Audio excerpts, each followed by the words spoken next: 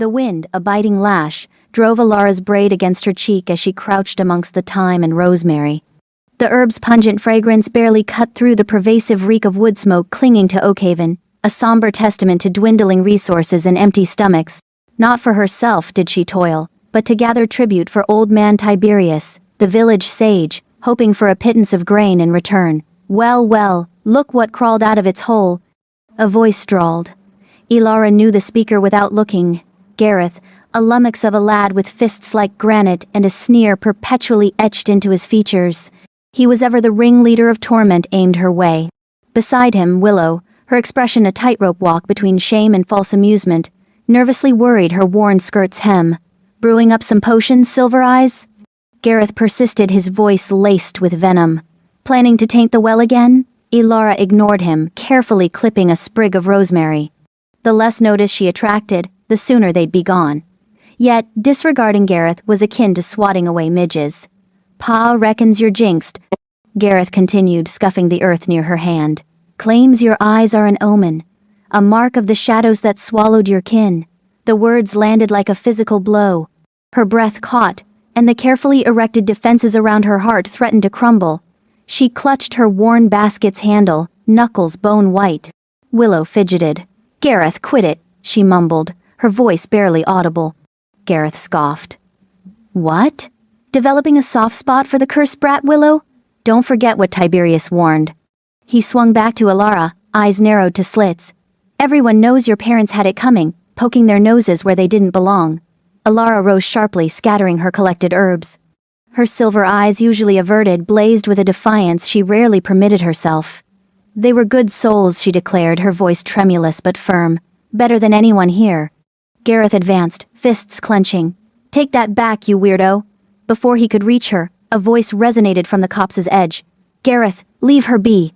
Old man Tiberius, his face a tapestry of disapproval, shuffled towards them, leaning heavily on his knotty staff. Gareth, visibly irked by the interruption, relented, muttering under his breath. Alara? Tiberius said, his voice now gentler, though maintaining a cautious distance. Come with me. I require those herbs. Alara nodded, avoiding Gareth's spiteful glare. She quickly retrieved what she could of the scattered plants, and trailed Tiberius toward the village, Willow lingering behind, her face a portrait of regret. As they walked, Alara's thoughts traveled to a time before the whispers, before the dread, before the vanishing. She recalled her father's booming laugh resonating through their tiny cottage, the scent of beeswax and smoldering wood permeating the air as he fashioned intricate toys for her. She remembered her mother's soothing touch, teaching her the names of the constellations and the lore of the woods, her silver eyes mirroring Alara's, but brimming with warmth and love, not the suspicion and fear she now saw in the villagers' gaze. They had been happy, self-sufficient in their secluded lives, until they disappeared, consumed by the forest without a trace, leaving Alara to shoulder their absence and the villagers' baseless accusations. The memory was a keen, aching reminder of what had been lost, a stark contrast to the bleak reality of her present. They reached Tiberius's small, crammed dwelling. The air within hung heavy with the scent of dried plants and settled dust. Tiberius motioned for her to place the herbs on a wobbly table. Thank you, Alara, he said, his tone lacking its habitual cordiality. I am grateful for your assistance. Alara nodded again, knowing the gratitude was as empty as the assurances the villagers made to aid in finding her parents. There has been unrest within the village.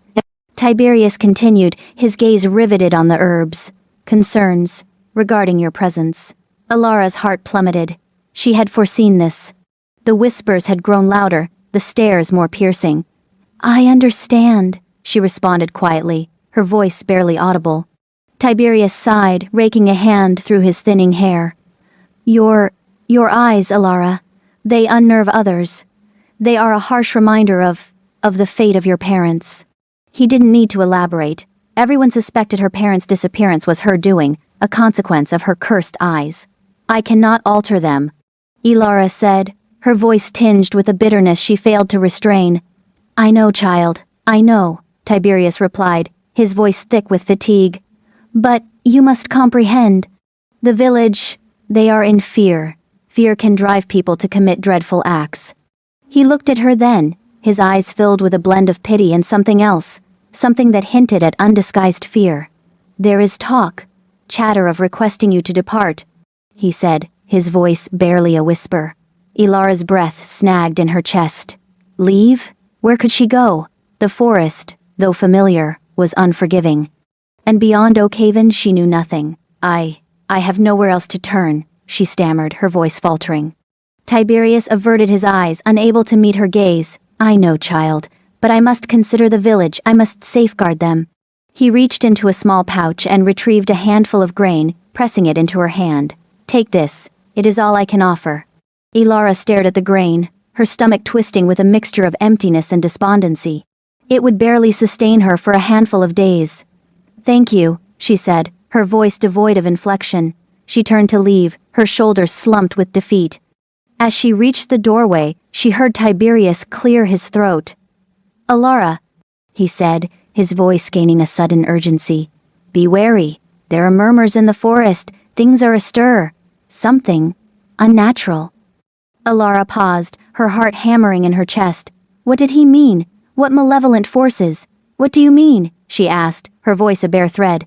But Tiberius offered no explanation. He simply shook his head, his eyes reflecting a fear mirroring her own. Ilara stepped from the hut into the encroaching dusk, the burden of the village's bias and the elder's ominous pronouncement weighing upon her like a tangible load. Willow awaited her just outside, her face etched with shame. "Ilara, I am so sorry," she said, her voice thick with emotion. I didn't want them to say those things." Ilara looked at her, her silver eyes filled with a mixture of sorrow and resignation. She knew Willow's apology was sincere, but it changed nothing. Willow was too afraid to stand against the crowd, too afraid to risk the village's censure. "It's all right, Willow," Ilara said, her voice weary. "It is of no consequence." She turned and walked away, leaving Willow standing alone in the fading light. As she made her way toward her small ramshackle cottage on the village's fringe, she could hear the distant drone of voices, the unsettling sound of a community united in its anxiety and distrust. Later that night, as the moon painted long, skeletal shadows across the forest floor, Ilara sat by the fading embers of her hearth, the meager handful of grain clutched tightly in her hand. The wind howled outside, rattling the cottage's windows and whispering secrets she couldn't decipher. She thought of her parents, of their affection and their laughter, of the cherished memories now tainted by the villagers' accusations and the mystery of their demise. She thought about Tiberius's warning, about the unnatural entities stirring in the forest, and she knew, with a bone-chilling certainty, that her life in Oakhaven was drawing to a close. Whether she was forced to flee or something far more sinister awaited her, she didn't know. But she knew that the forest, the very forest that had claimed her parents, was now calling to her, beckoning her toward an uncertain future. And for the first time in what felt like an eternity, Ilara felt a flicker of something other than dread. It was a spark of defiance, a glimmer of possibility that perhaps, just perhaps, she could uncover answers in the shadows. Answers that would finally reveal the truth about her parents and the meaning of her silver eyes. Banished. Heavy raindrops smacked Ilara's palm, jolting her. Driven by Tiberius's grim warning and a persistent hunger that gnawed at her insides, she'd strayed deeper into the whisperwood than prudence dictated. The miserly ration he'd provided was dwindling fast. Sustenance had to be found, and quickly. The morning had been heavy with a preternatural calm, a suffocating closeness that presaged a downpour. Now, the threat was materializing. A curse escaped Ilara's lips. She was on the cusp of reaching a cluster of glowroot, prized for its healing properties, a valuable trade commodity. But the impending tempest threatened to obliterate them, turning the forest floor into a treacherous quagmire. She began to excavate with growing desperation, her fingers coated in slick earth. The wind escalated, thrashing her hair against her face, the icy rain needling her skin. A deep, guttural rumble of thunder reverberated through the trees, closer, more threatening now. She managed to wrest a few handfuls of the luminescent roots from the soil, their faint radiance barely visible against the encroaching gloom, when a searing flash of lightning ripped across the heavens, followed by a deafening report that seemed to fracture the very bedrock beneath her. Ilara recoiled, scattering some of her prize. Another blaze of light, another concussive boom, and then, the unmistakable tearing shriek of sundered wood. A venerable oak, ancient and knotted, one of the silent sentinels guarding the Whisperwood's border, had taken a direct hit. It plummeted earthward with devastating force, its limbs ripping through the undergrowth like the talons of some colossal beast. Raw panic overwhelmed Alara. She lurched to her feet, clutching the remaining glow root, and bolted, the image of the toppled giant branded onto her memory. She knew how highly the villagers regarded those ancient trees.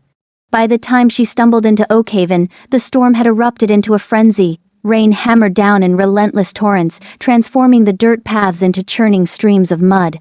The wind howled like a banshee, clawing at the thatched roofs. Alara hastened toward her ramshackle hut, seeking the paltry shelter it offered.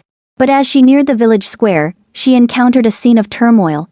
Villagers huddled together, their faces masks of apprehension and ire. Gareth, his features twisted in rage, jabbed a trembling finger in her direction. "There she is," he bellowed, his voice a ragged shout swallowed by the storm's fury. "The witch! She's cursed us all!" Alara froze, her heart hammering against her ribs. What was happening here? They swiveled as one, their gazes poisoned with suspicion and animosity. Old man Tiberius stood foremost, his face drained of color. He regarded Ilara with a sorrowful dread. "Ilara," he began, his voice quavering. "The storm, the oak, the harvest." "What about the harvest?" Ilara managed, her voice a thread. "Ruined." A woman shrieked from within the crowd. "Hailstones have obliterated everything. We face starvation this winter." "It's her," Gareth roared, surging forward. "She's brought this calamity upon us. Her cursed eyes, her unnatural ways. She's incensed the spirits of the wood." The crowd surged as one, faces contorted with fury. Ilara instinctively flinched back, clutching the glow root tighter to her chest. "No," she cried. "I did nothing. It was simply a storm."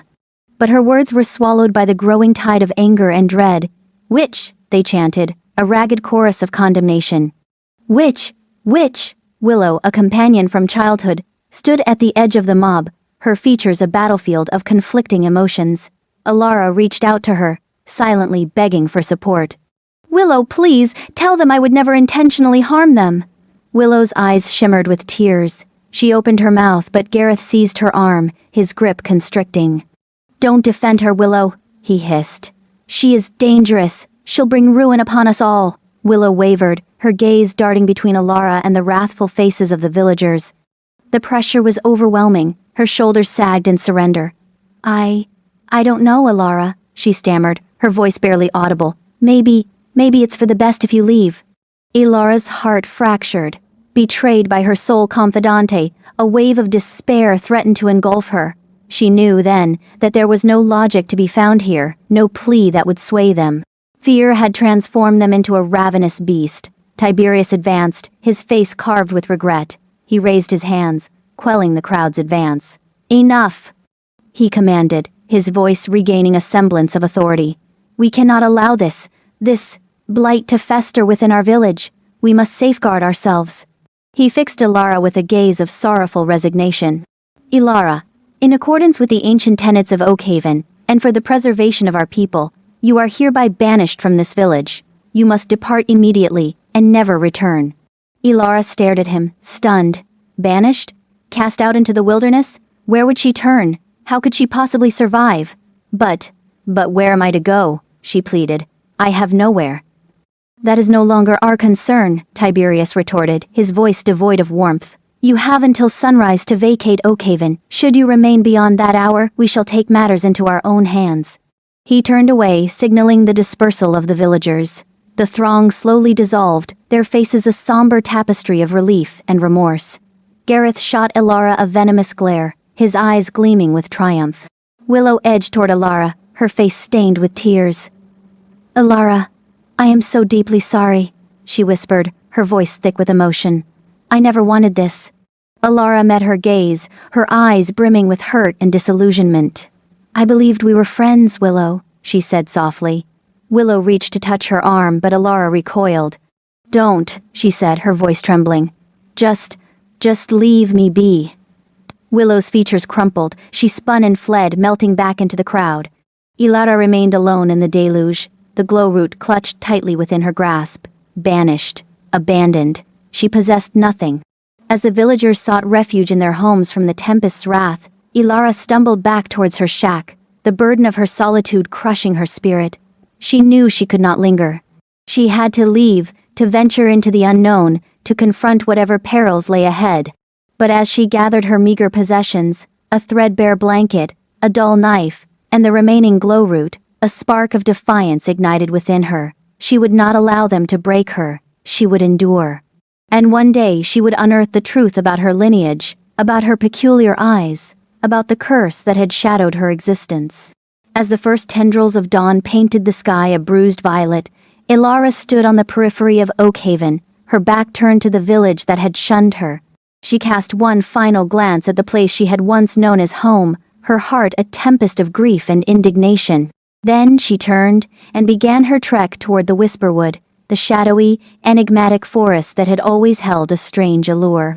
This time, however, she had no alternative but to surrender to its mysterious depths. Her journey had begun. Into the Whisperwood, the last rays of the setting sun bled across the Oakhaven Valley, painting the familiar thatched roofs in hues of orange and regret. Ilara stood at the edge of the Whisperwood, the gnawing ache in her stomach mirroring the emptiness in her chest. This was it, the threshold of her new life, a life she hadn't chosen. She turned, one last time, to face the village. Smoke curled lazily from chimneys, a comforting sight that now felt like a betrayal. The sounds of laughter and evening chores drifted on the breeze, each note a tiny shard of glass piercing her heart. Her gaze lingered on the small, crooked cottage where she had spent her entire life, the scent of her mother's lavender still clinging faintly to the air. It felt like a lifetime ago, before the storm, before the accusation, before Willow's averted eyes. A sob caught in her throat, a raw, animal sound that ripped through the fragile silence. She pressed a hand to her mouth, desperate to contain the flood of grief threatening to overwhelm her. This wasn't a noble departure, a courageous exile. It was a desperate scramble for survival, fueled by fear and the bitter taste of injustice.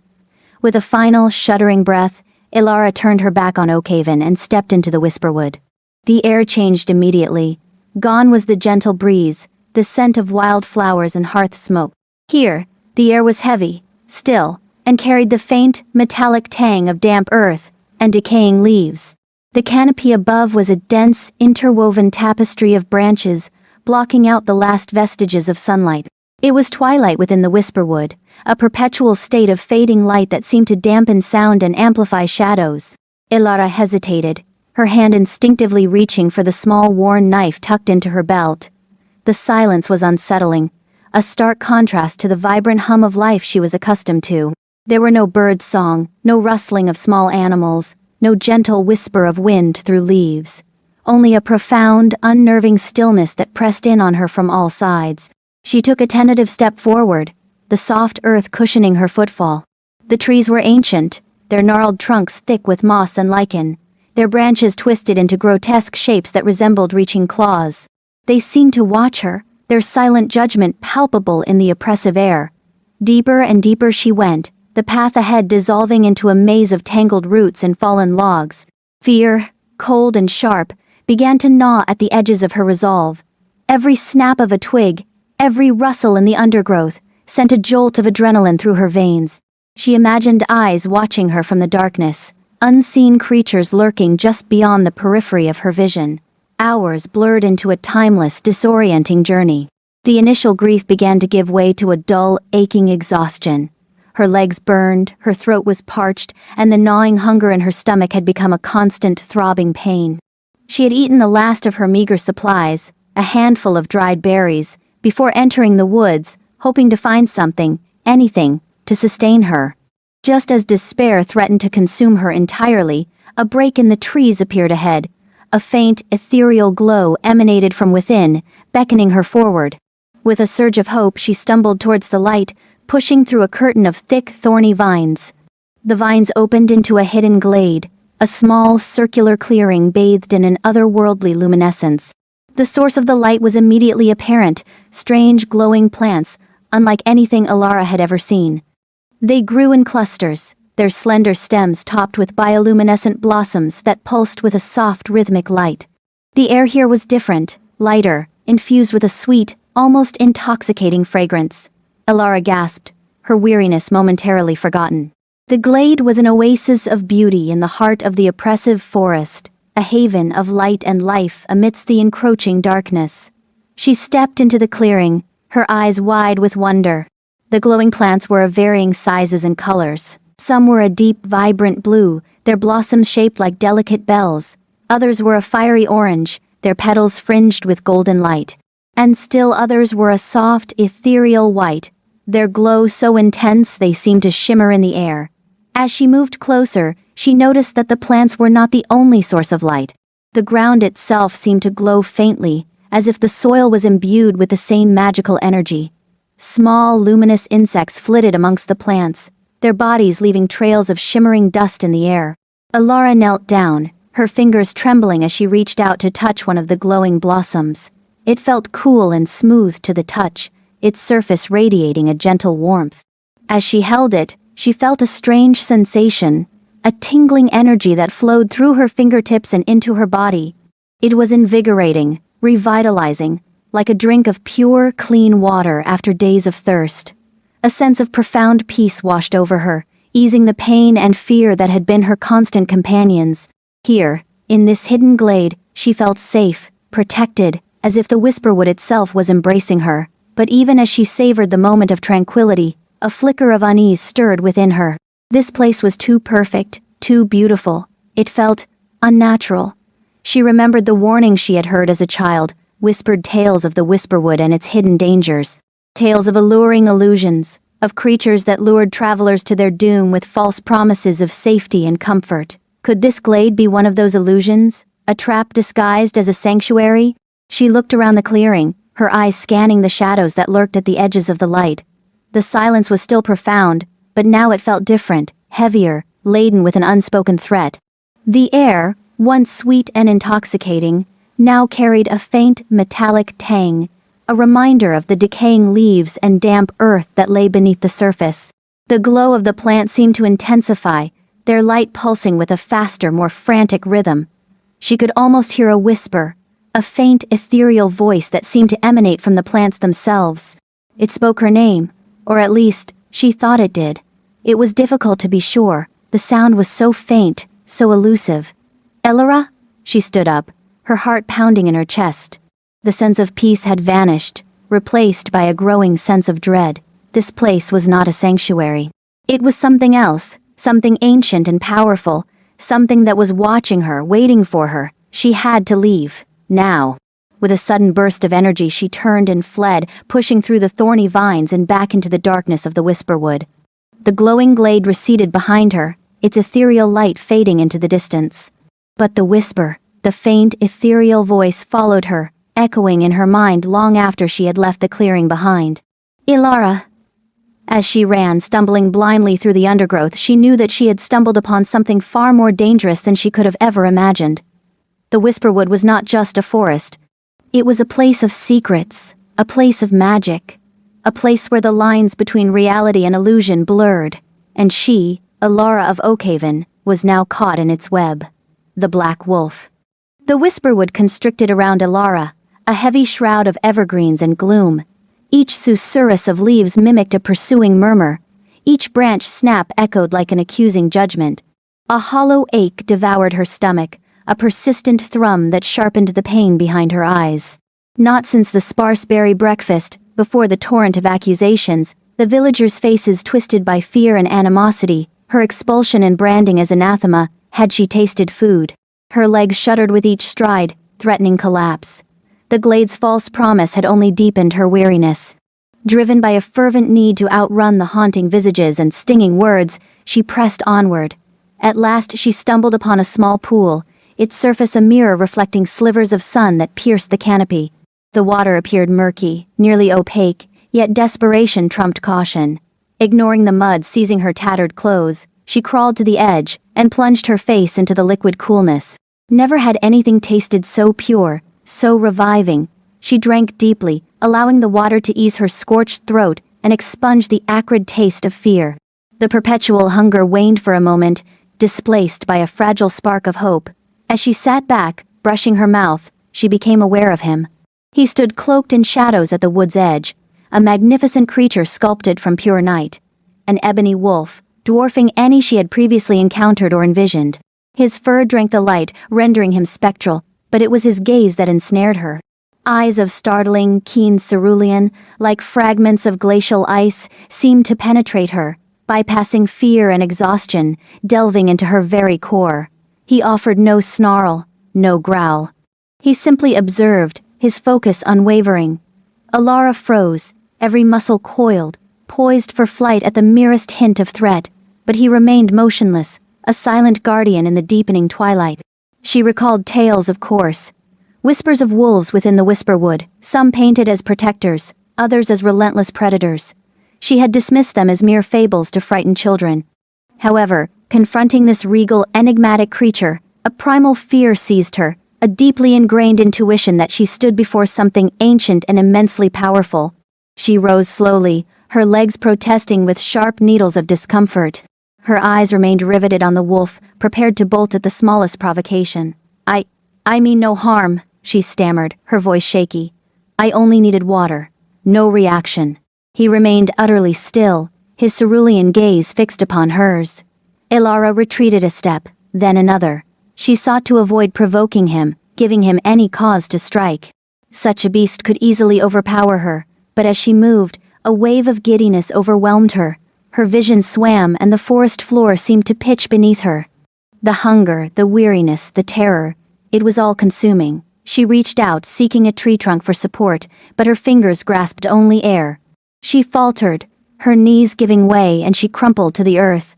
As she lay gasping, she saw the wolf stir, not to attack. He merely stepped from the shadows into the scattered sunlight.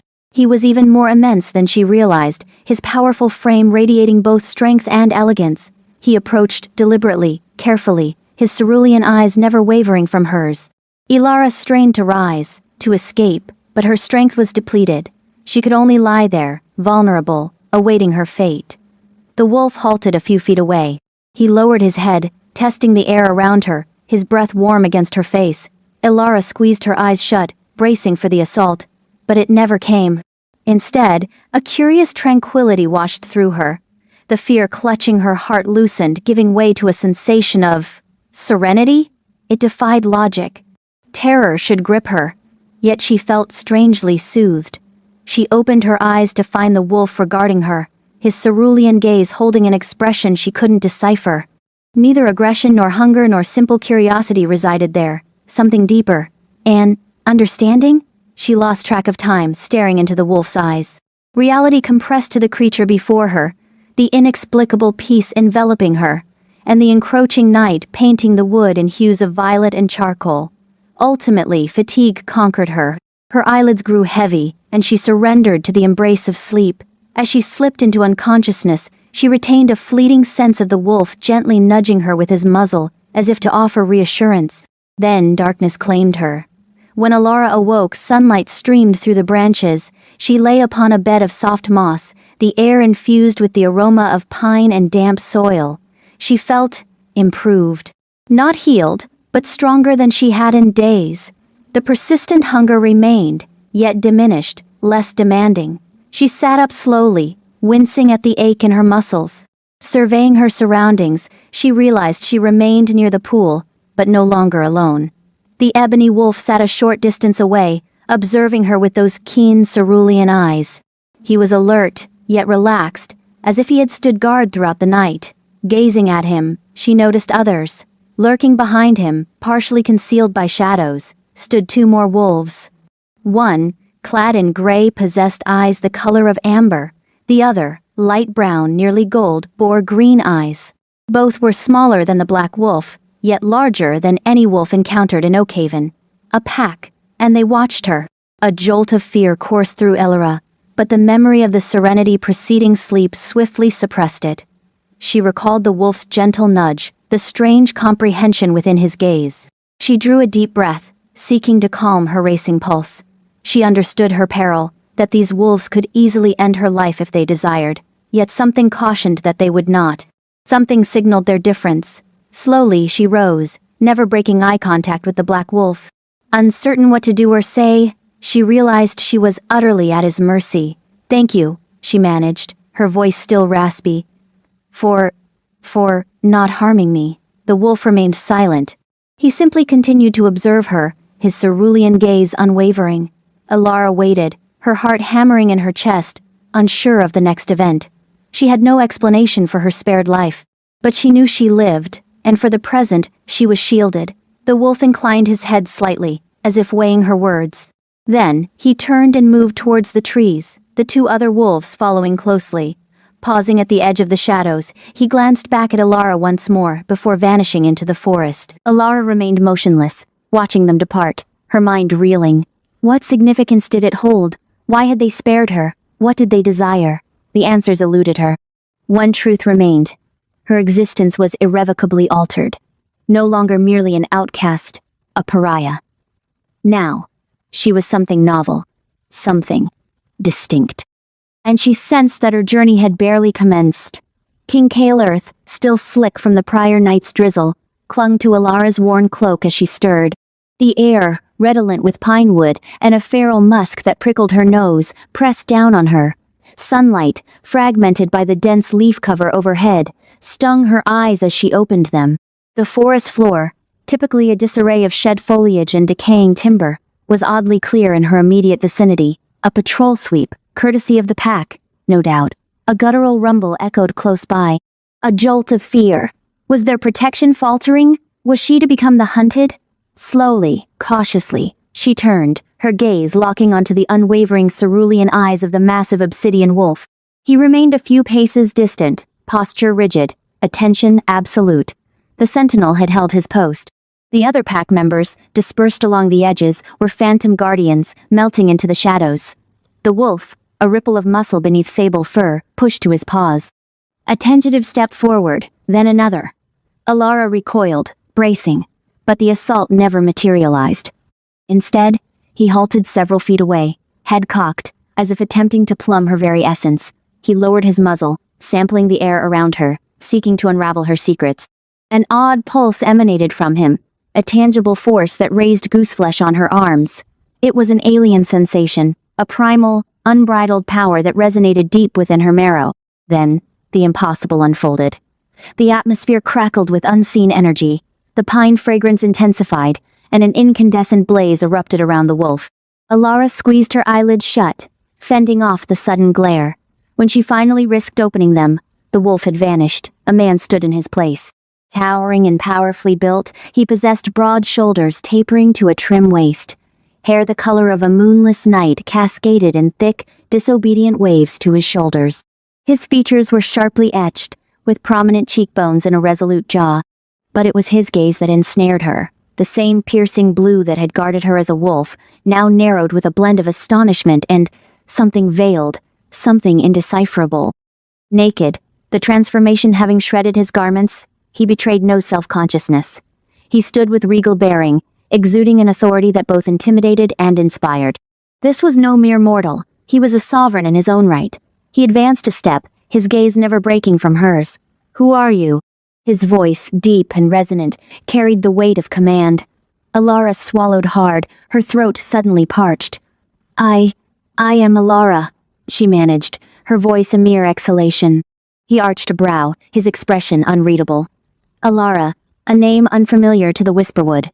A beat, his eyes scrutinizing her face, lingering on her unusual irises. "You are not of the forest kin." "No," she confessed, her gaze falling to the loamy ground. I was exiled." "Exiled?" He closed the distance, his very presence filling her vision. "By whom?" "The village of Oakhaven," she replied, her voice trembling slightly. They accused me of sorcery." Silence descended, his eyes drilling into hers, seemingly attempting to pierce through artifice and reach her core. "Sorcery," he finally uttered, a subtle note of skepticism coloring his tone. "And do you practice such arts?"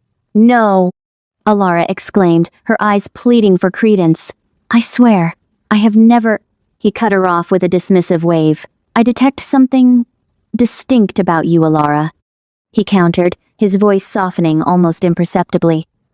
A power, perhaps latent, yet undeniably there.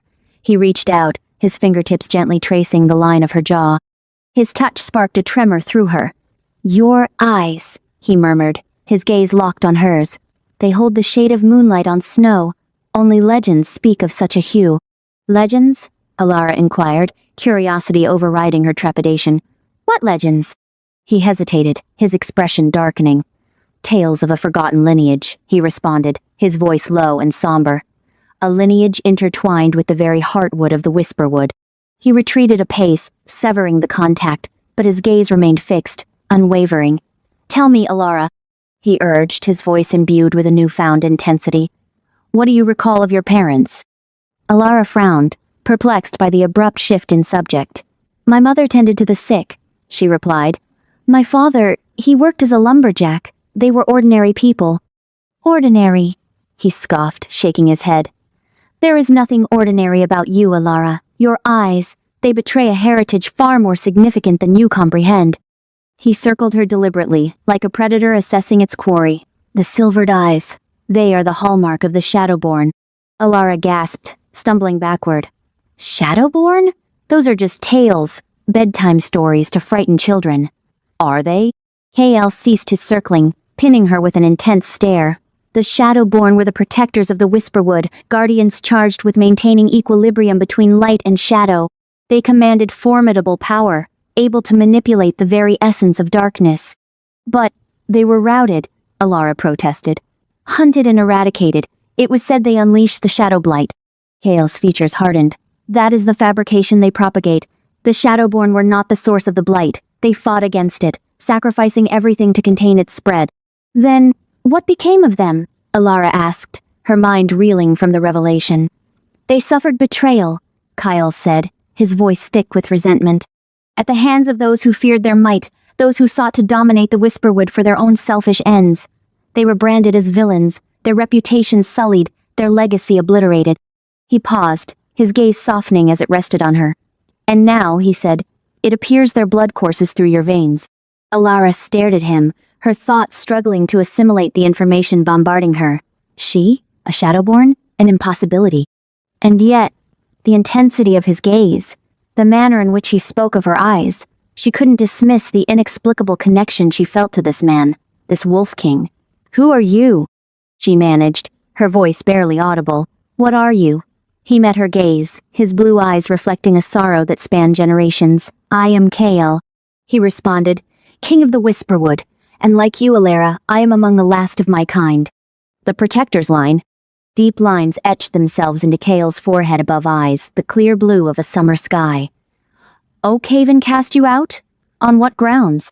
Alara winced, the jeering faces of the villagers surfacing, the brand searing her flesh like a new injury. Clutching herself, she tried to conjure warmth against a chill that went deeper than skin. Witchcraft, she breathed, the word a shard of glass in her mouth. They blamed my eyes, for misfortune. Kael's focus sharpened, fixing on her. Eyes like polished silver are not a hex, Alara, but a badge.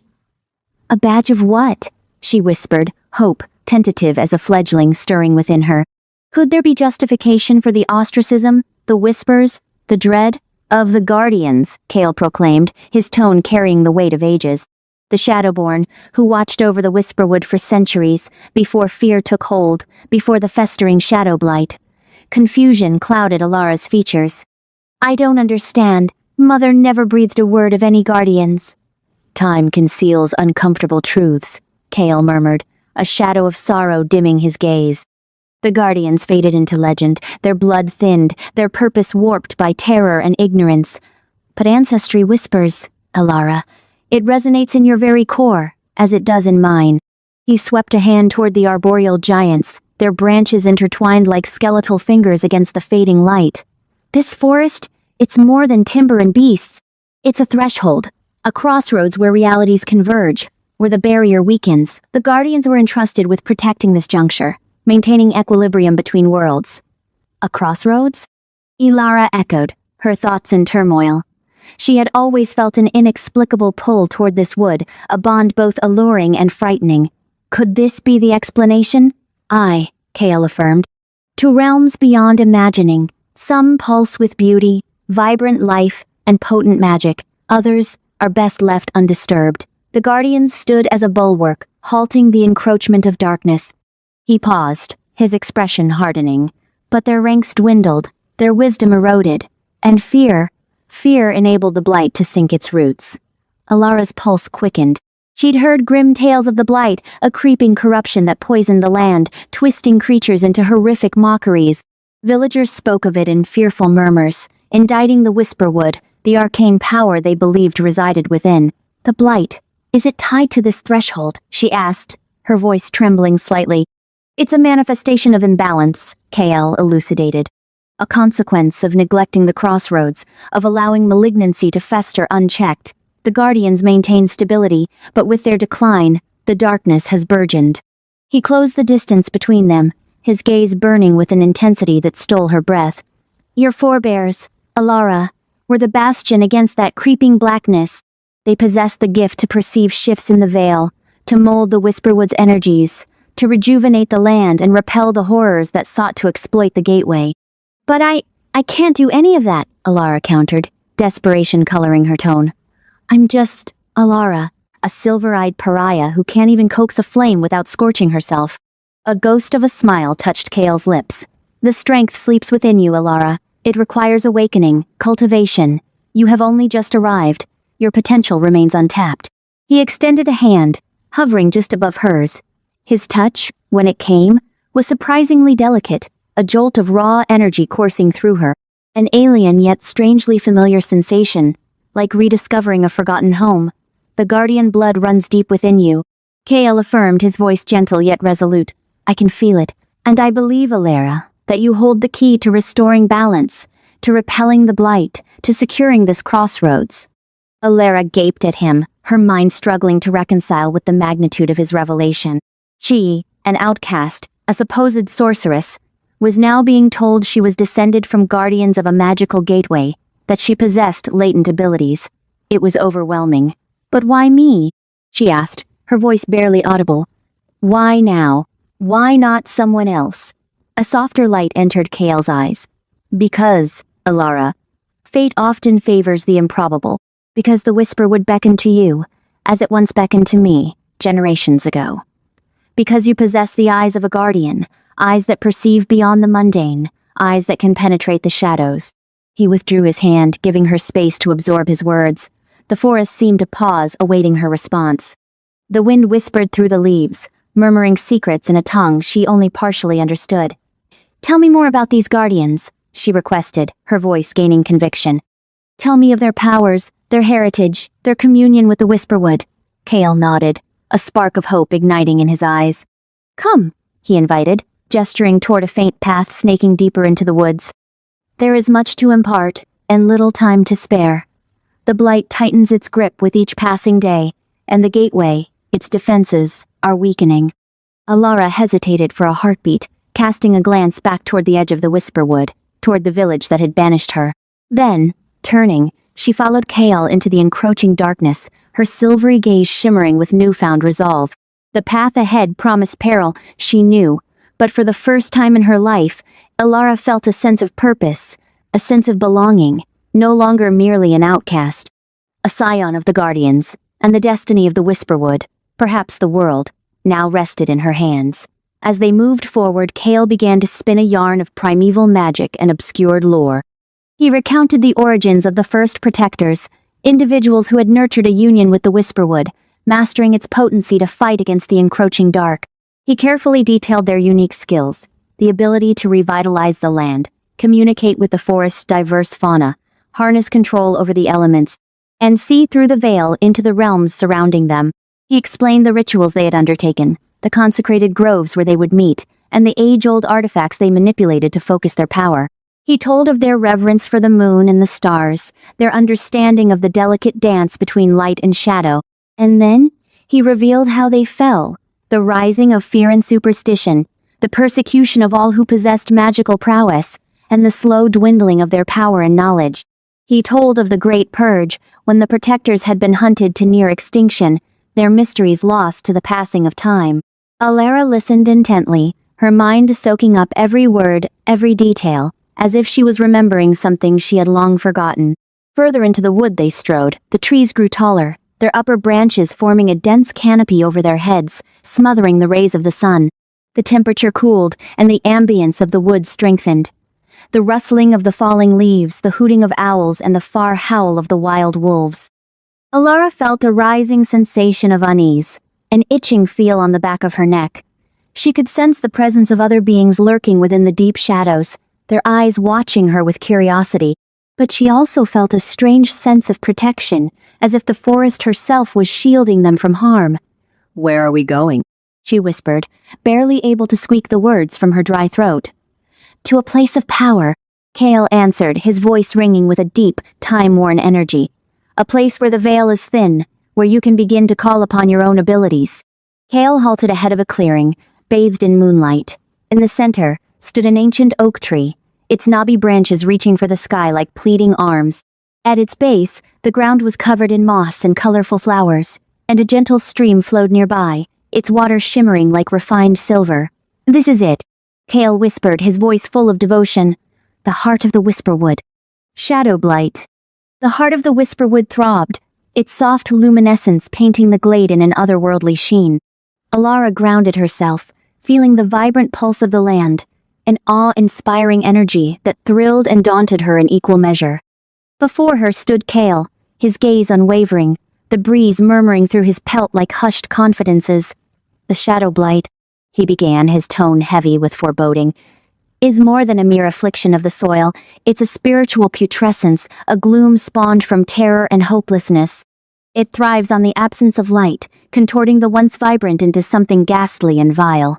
He indicated the forest fringe, where trees stood contorted and barren, their foliage a ghastly pallor.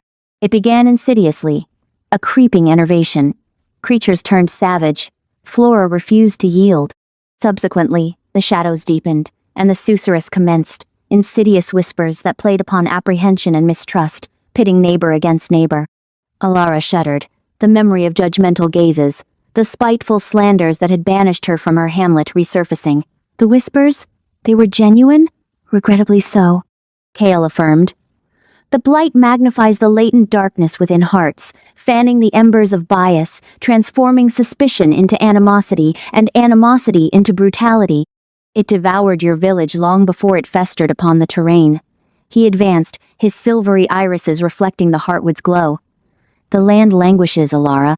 The blight spreads like a suffocating vine, draining the vitality from all it touches. The waterways are tainted, the woodlands wither, and their denizens are warped into monstrous travesties of their former selves.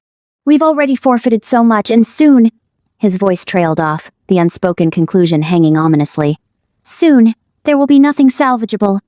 Alara finished, her voice a mere exhalation. The weight of his disclosure bore down on her, a stifling cloak of despair. Kale nodded gravely. "Yet, hope endures, hope persists, even with the feeblest ember." He redirected his gaze towards the heartwood, his expression softening. For cycles, the Guardians have maintained vigilance, preserving the delicate equilibrium between light and shadow. "We knew the blight would inevitably return, as darkness invariably endeavors to reclaim what it has relinquished." "Guardians?" Alara inquired, bewildered. "But you said they had vanished." "Lost, scattered, but not wholly extinguished," Kale amended. "Their lineage persists, often unknowingly, and occasionally a spark flares, a testament to the ancient power awakening once more." He turned to face her squarely, his eyes blazing with an intensity that quickened her pulse. A prophecy was envisioned, passed down through Guardian lineages. A prophecy of a silver-eyed champion, destined to arise when the Shadow Blight threatened to engulf the land. Alara gaped, her mind spinning. Silver-eyed champion? Destiny? It resembled a fantastical narrative, plucked from the pages of forgotten lore. Not her reality, not the existence of a girl branded a sorceress and exiled into the wilds. "The silver eyes," Kyle continued, his voice resonating with the heartwood's potency, "are not a malediction, Alara. They are a boon, a key to unlocking the primeval power dormant within you. The power to rejuvenate the land, to expunge the corruption, to confront the darkness, and reinstate balance." He extended a paw, gently touching her forearm. "You descend from the Guardians, Alara. Their protective essence flows within you, and you with your argent eyes are the one we have anticipated." The revelation struck her like a physical blow. She recoiled, her breath seizing in her throat. "No," she gasped, shaking her head. "No, This cannot be factual. I am not a champion. I'm simply Ilara, the girl they denounced as a witch. That is the perception they instilled within you, Kale responded gently. But it does not define you. Strength resides within you, Ilara, strength yet to be unveiled. The Guardians were not combatants or sorcerers, not in the conventional sense. They served as conduits, channels for the land's own vigor. They comprehended the interconnectedness of all things, the fragile harmony that sustains existence. And they willingly sacrificed everything to safeguard it. He approached, his gaze probing hers. You have witnessed the darkness, Ilara. You have felt its sting. You understand its capabilities. Can you passively observe as it devours everything you cherish? Her mind raced, endeavoring to reconcile the image of herself as a potent protector with the actuality of her life, the dread and isolation that had long characterized her existence.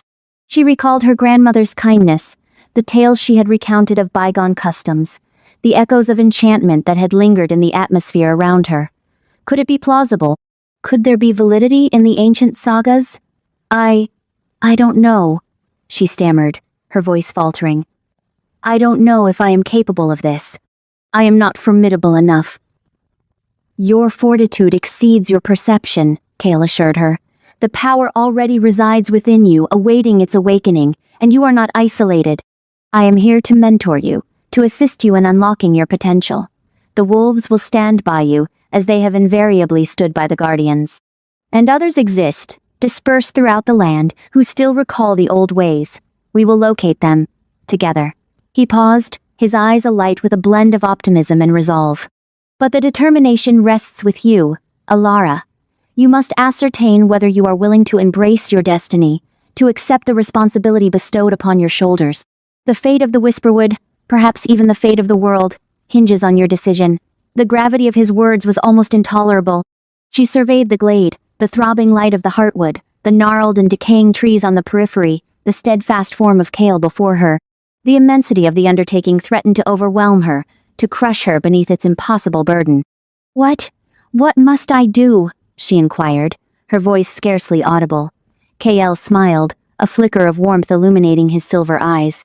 Firstly, you must cultivate self-trust, to have faith in the power that dwells within you. Subsequently, you must learn to govern it, to channel it, to employ it for healing and defense. And lastly, you must confront the darkness, to confront the shadow blight and all its horrors, and to expunge it from this land indefinitely. He stepped back, gesturing towards the hardwood. The initial step is to connect with the source, to perceive the land's energy coursing through you. Close your eyes, Ilara, and heed. Heed the rustling of the wind, the sighing of the earth, the heartbeat of the Whisperwood. Allow it to guide you, allow it to illuminate your path. Ilara hesitated momentarily, then sealed her eyes shut. The forest sounds intensified, swirling about her, engulfing her senses. She could discern the cool earth beneath her bare feet, the gentle caress of the breeze upon her skin, the heartwood's warmth radiating outwards. She directed her attention inward, endeavoring to subdue the tumult in her mind, to quell the qualms and anxieties that threatened to consume her. She envisioned roots sprouting from her feet, anchoring her to the earth, drawing strength from the primeval soil. She envisioned branches extending from her arms, reaching towards the heavens, absorbing the energy of the sun and the moon. Gradually, tentatively, she commenced to perceive it, a faint prickling sensation, a subtle resonance that vibrated deep within her core. It intensified, growing stronger with each inhalation, until it resembled a current of electricity surging through her veins. She gasped, her eyes snapping open. The glade shimmered before her, the colors more vivid, the sounds more distinct, the energy palpable. She could sense the Whisperwood's life force flowing through her, connecting her to all that surrounded her. And then, she espied it. A swirling vortex of darkness, lurking just beyond the clearing's boundary, its tendrils reaching out like grasping talons, the shadow blight. It was nearer than she had anticipated, more potent, more terrifying, and it observed her, waiting. Fear seized her heart, threatening to paralyze her. But then, she recalled Kayel's words, the prophecy, the responsibility that had been placed upon her. She pondered her grandmother, the tales she had related, the enchantment that had perpetually lingered in the atmosphere around her. She inhaled deeply, fortifying herself against the fear. She closed her eyes once more, fixating on the energy that coursed through her, the power that lay dormant within her. She reached outward with her mind, reaching towards the darkness, and whispered a silent supplication. "Reveal yourself," she implored. "Reveal what I must accomplish." And then, the world detonated. Training begins. Sunlight filtered through the emerald ceiling, painting the mossy ground where Kael waited, his patience a tangible presence. Alara shifted, the burden of her appointed path weighing on her spirit. A subtle energy thrummed in the air, a vibrant chord emanating from the heart of the Whisperwood. "Today," Kael's voice resonated, a deep timbre that vibrated within her. "We begin to decipher the forest's true voice. Beyond the rustle of leaves or birdsong lies the profound language of earth, water, air, and light." With a sweeping gesture he indicated the surrounding panorama. Ancient trees alongside delicate ferns. These elements comprise the very soul of the Whisperwood, and they are becoming one with you. Alara's mouth felt parched. "One with me? I don't understand." A gentle smile touched Kael's lips. "You will. Feel the ground beneath you, Alara. Not just the moss's texture, but the land's very pulse. The binding roots, the sustaining minerals, the silent, enduring strength." She closed her eyes, focusing as instructed. Her thoughts scattered, replaying the villagers' taunts, the burn of their scorn. Then, a flicker, a faint tremor, a heartbeat rising from the soil through her legs. Subtle, almost imperceptible, yet undeniably there. "Good," Kael encouraged. "Now, reach for the water, the lifeblood coursing through the forest's veins. The dewdrop poised on a leaf, the swift current of the stream, the fog clinging to time-worn stones." Extending a hand toward a nearby stream, its surface gleamed beneath the fractured sunlight. She strove to focus, to sense the coolness, the fluidity, the vitality it held. Doubts returned, whispers of past failures. She pressed on, concentrating on the image of the water, the melody of its flow. Suddenly, the stream seemed to shimmer, its surface disturbed despite the stillness of the air. A slender thread of water lifted from the stream, hovering before her. Frail, ephemeral, yet tangible proof of nascent ability. A surge of excitement, a thrill dormant for years, coursed through her, but it vanished as quickly as it came, replaced by a chilling wave of fear. The water thread faltered, collapsing back into the stream. "It's all right," Kael comforted, his hand a light touch on her shoulder. "Mastery requires time. Let setbacks become your instructors." He then guided her toward the air, the unseen currents dancing through the trees. "Feel the caress of the breeze, Alara, the very breath of the forest, the wind's boundless freedom." This proved even more elusive. The air resisted her grasp, defied definition. She felt it, but couldn't shape it, as she had momentarily managed with the water. Frustration constricted her chest, stealing her breath. "Focus," Kael's voice, firm yet gentle, instructed. "Empty your mind. Let the air flow through you, not against you." She tried, but the doubts persisted. An outcast, a failure. How could she ever be a guardian, a protector? Control forces she couldn't even comprehend. As her frustration peaked, the earth beneath her feet lurched. Not the gentle tremor of before, but a violent convulsion that rattled the trees and scattered pebbles. Alara gasped, her eyes wide with alarm. Unintentional. A storm brewing within, a tempest of untamed power threatening to explode. Kael placed both hands on her shoulders, his gaze a beacon of calm. "Alara, breathe. You are not a weapon, but a vessel, a conduit for the Whisperwood's power. Don't resist it, guide it." His words, a lifeline in the swirling chaos, resonated within her. Closing her eyes, she focused on his voice, the steady rhythm of his breath. Slowly, the tremors subsided, the earth stilled. Opening her eyes, she saw concern etched on Kael's face. But beneath it, something else. A spark of hope, a glint of belief. "That," he said softly, "was a glimpse of your potential, the dormant power within you, raw, untamed, but undeniably present. With time, with practice, you will learn to master it." He led her to a small clearing, where a circle of stones nestled amid the trees. A place of focus, of connection. "Here, you will learn to harness the elements, to weave them together, to wield them for the Whisperwood's protection." He pointed to a nearby tree, its branches reaching like supplicating arms.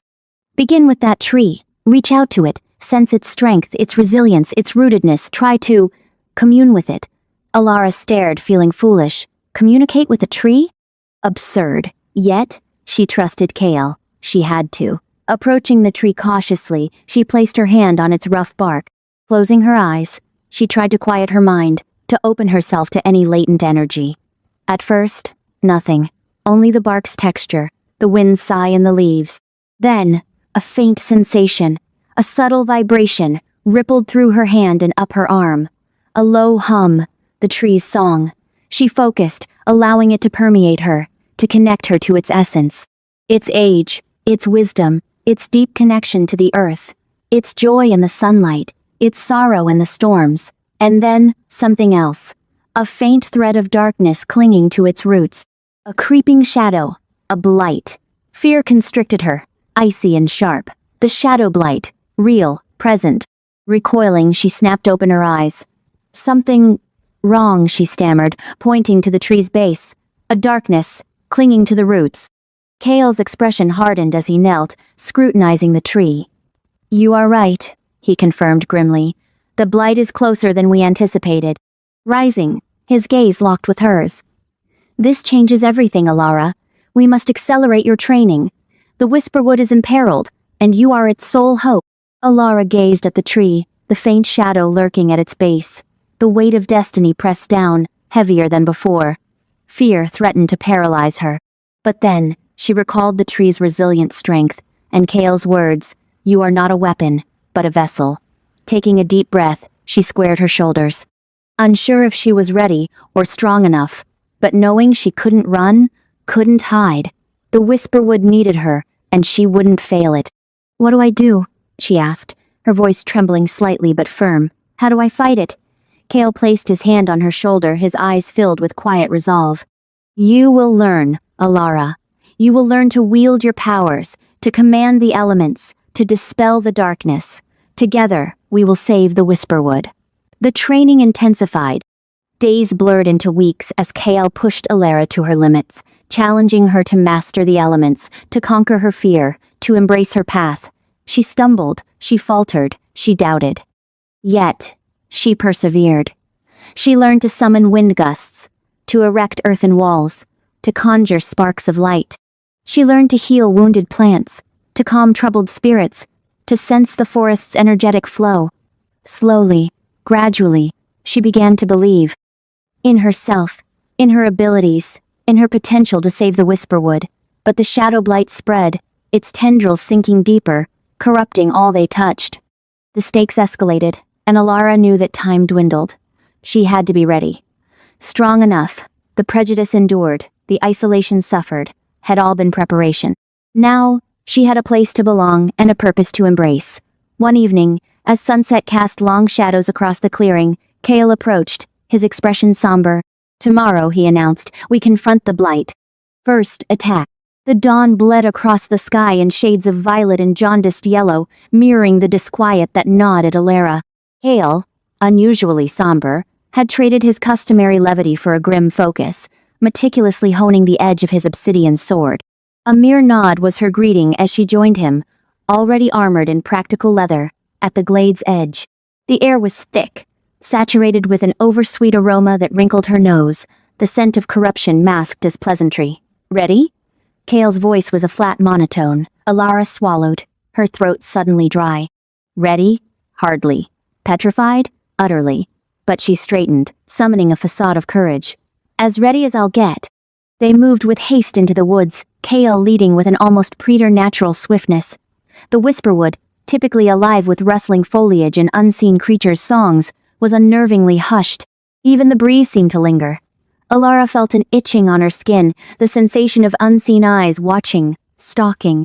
She clutched the simple wooden staff Kale had crafted, its smooth surface a tangible anchor in her rising dread. They arrived at a narrow gorge, a rent in the earth choked with tangled roots and grasping vines. Kale halted abruptly, his hand raised. No further on foot, the blight's influence peaks here. His silver eyes, narrowed in concentration, swept the ravine. "Brace yourself for anything." Alara's pulse hammered in her chest. Anything. The word was a vast, terrifying horizon. She tried to recall Kale's breathing exercises, but her mind was a chaotic scramble of fear and uncertainty. Failure loomed, her powers untamed. Could she be the downfall of the Whisperwood? A guttural growl shattered the stillness. From the ravine's depths, shadows writhed and cohered, solidifying into monstrous shapes. Vaguely human, they were warped and defiled, their gray flesh stretched taut over bone, their eyes gleaming with malicious delight. Bony spurs protruded from their spines, and wickedly sharp claws tipped their hands. Heat radiated from them, enough to wither the surrounding greenery to brittle husks. Leading the pack was a hulking brute, his muscles bulging, his face frozen in a permanent sneer. A crude, jagged sword, slick with viscous black fluid, filled his massive fist. His aura pulsed with raw power, a wave of palpable malevolence that washed over Alara, shrinking her inside. Grimfang! Kael spat, his tone steeped in loathing. I should have anticipated this. Grimfang barked a laugh, a sound like granite grinding on granite. Kael, king of the Whisperwood, playing in the Blight's domain? You should have remained hidden within your precious forest. His gaze, icy and cruel, flickered to Alara. And who is this? Another woodland trinket. She carries a unique fragrance. He sniffed theatrically. Intriguing. Without warning, Grimfang roared a command, and the creatures surged forward with surprising speed and coordination. Kael reacted instantly, drawing his obsidian blade. It pulsed with an inner light, a brilliant defiance against the encroaching darkness. He met the first attacker head-on, a blur of deadly grace.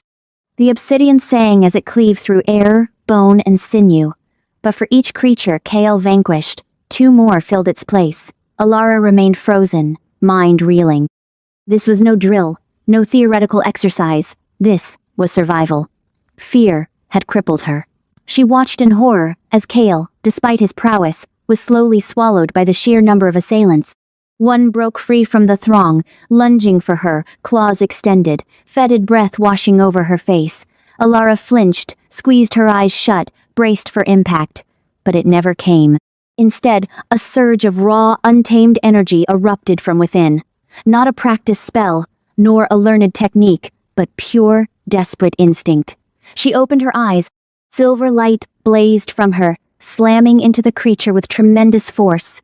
It shrieked, flesh blistering, and hurled backwards into the ravine wall with a sickening crunch. The others recoiled, stunned by the sudden eruption. Alara gasped, body trembling, vision blurring. Exhaustion threatened to drown her, but this surge bought them precious time. Kael exploited the opening, his blade a shining whirlwind, dispatching several more with ruthless efficiency. Grimfang watched, eyes narrowed, a flicker of surprise crossing his brutal features. So, the little witch bears her fangs, he snarled. Irrelevant, she won't last. He gestured to his minions. Kill them both! The creatures renewed their attack with heightened ferocity. Alara knew a repeat performance was impossible. She was spent. She needed another way.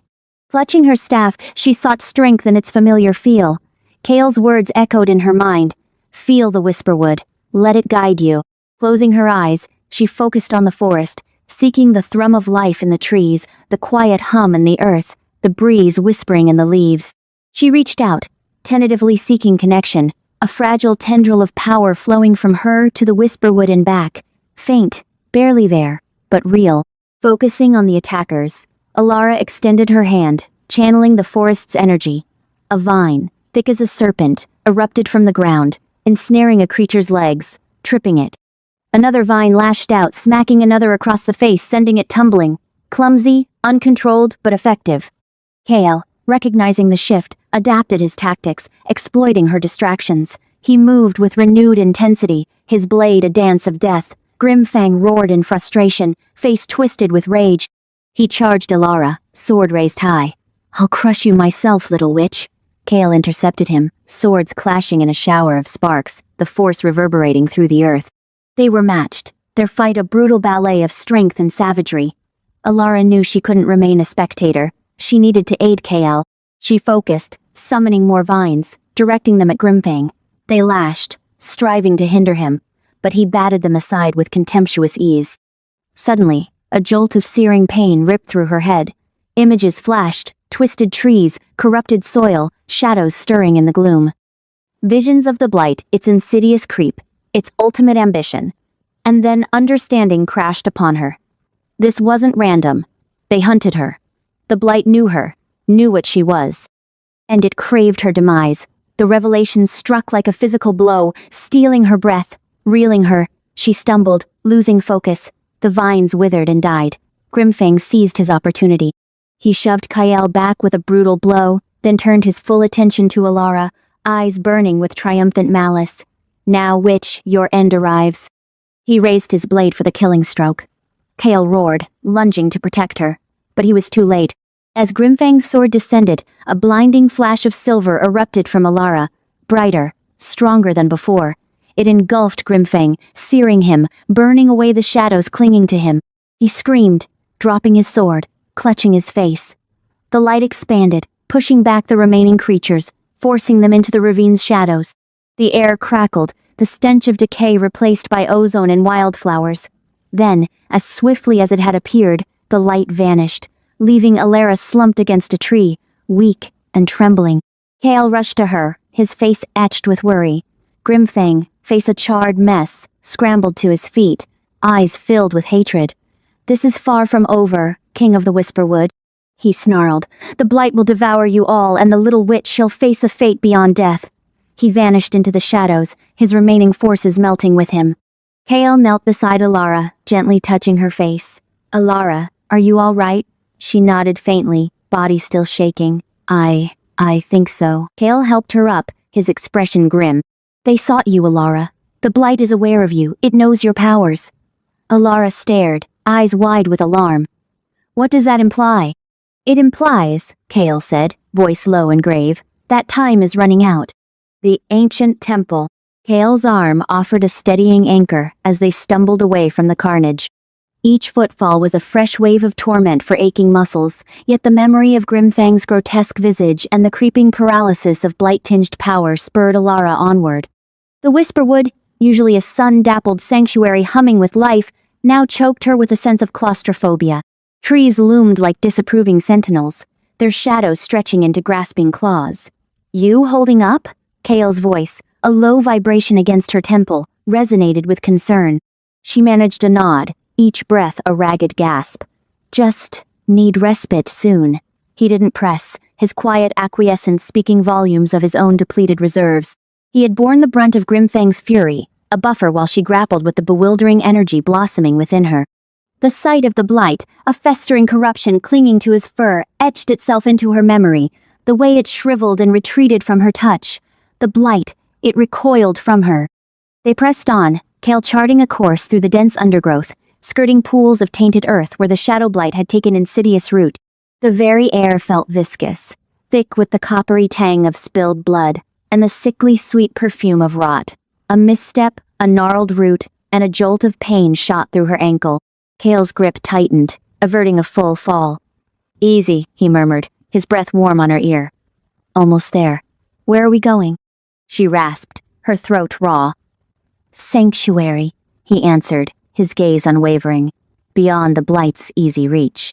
Finally, an eon later, Kael halted before a seemingly impenetrable curtain of ivy. Indistinguishable from the surrounding foliage, it concealed a secret. His fingers danced across the verdant surface, tracing an unseen pattern. A subtle click, barely audible, and a section of the ivy rippled, unveiling a narrow aperture that swallowed the light. "This way," he urged, drawing the verdant screen aside. Hesitation pricked at Alara. The air emanating from the opening was cool, heavy with the aroma of moss and something far older, a resonance that vibrated within her very core, a siren's call both alluring and terrifying. Sensing her trepidation, Kael reassured, "Safe, Ilara, I promise, the ancient temple." He vanished into the darkness, and she followed, parting the heavy ivy.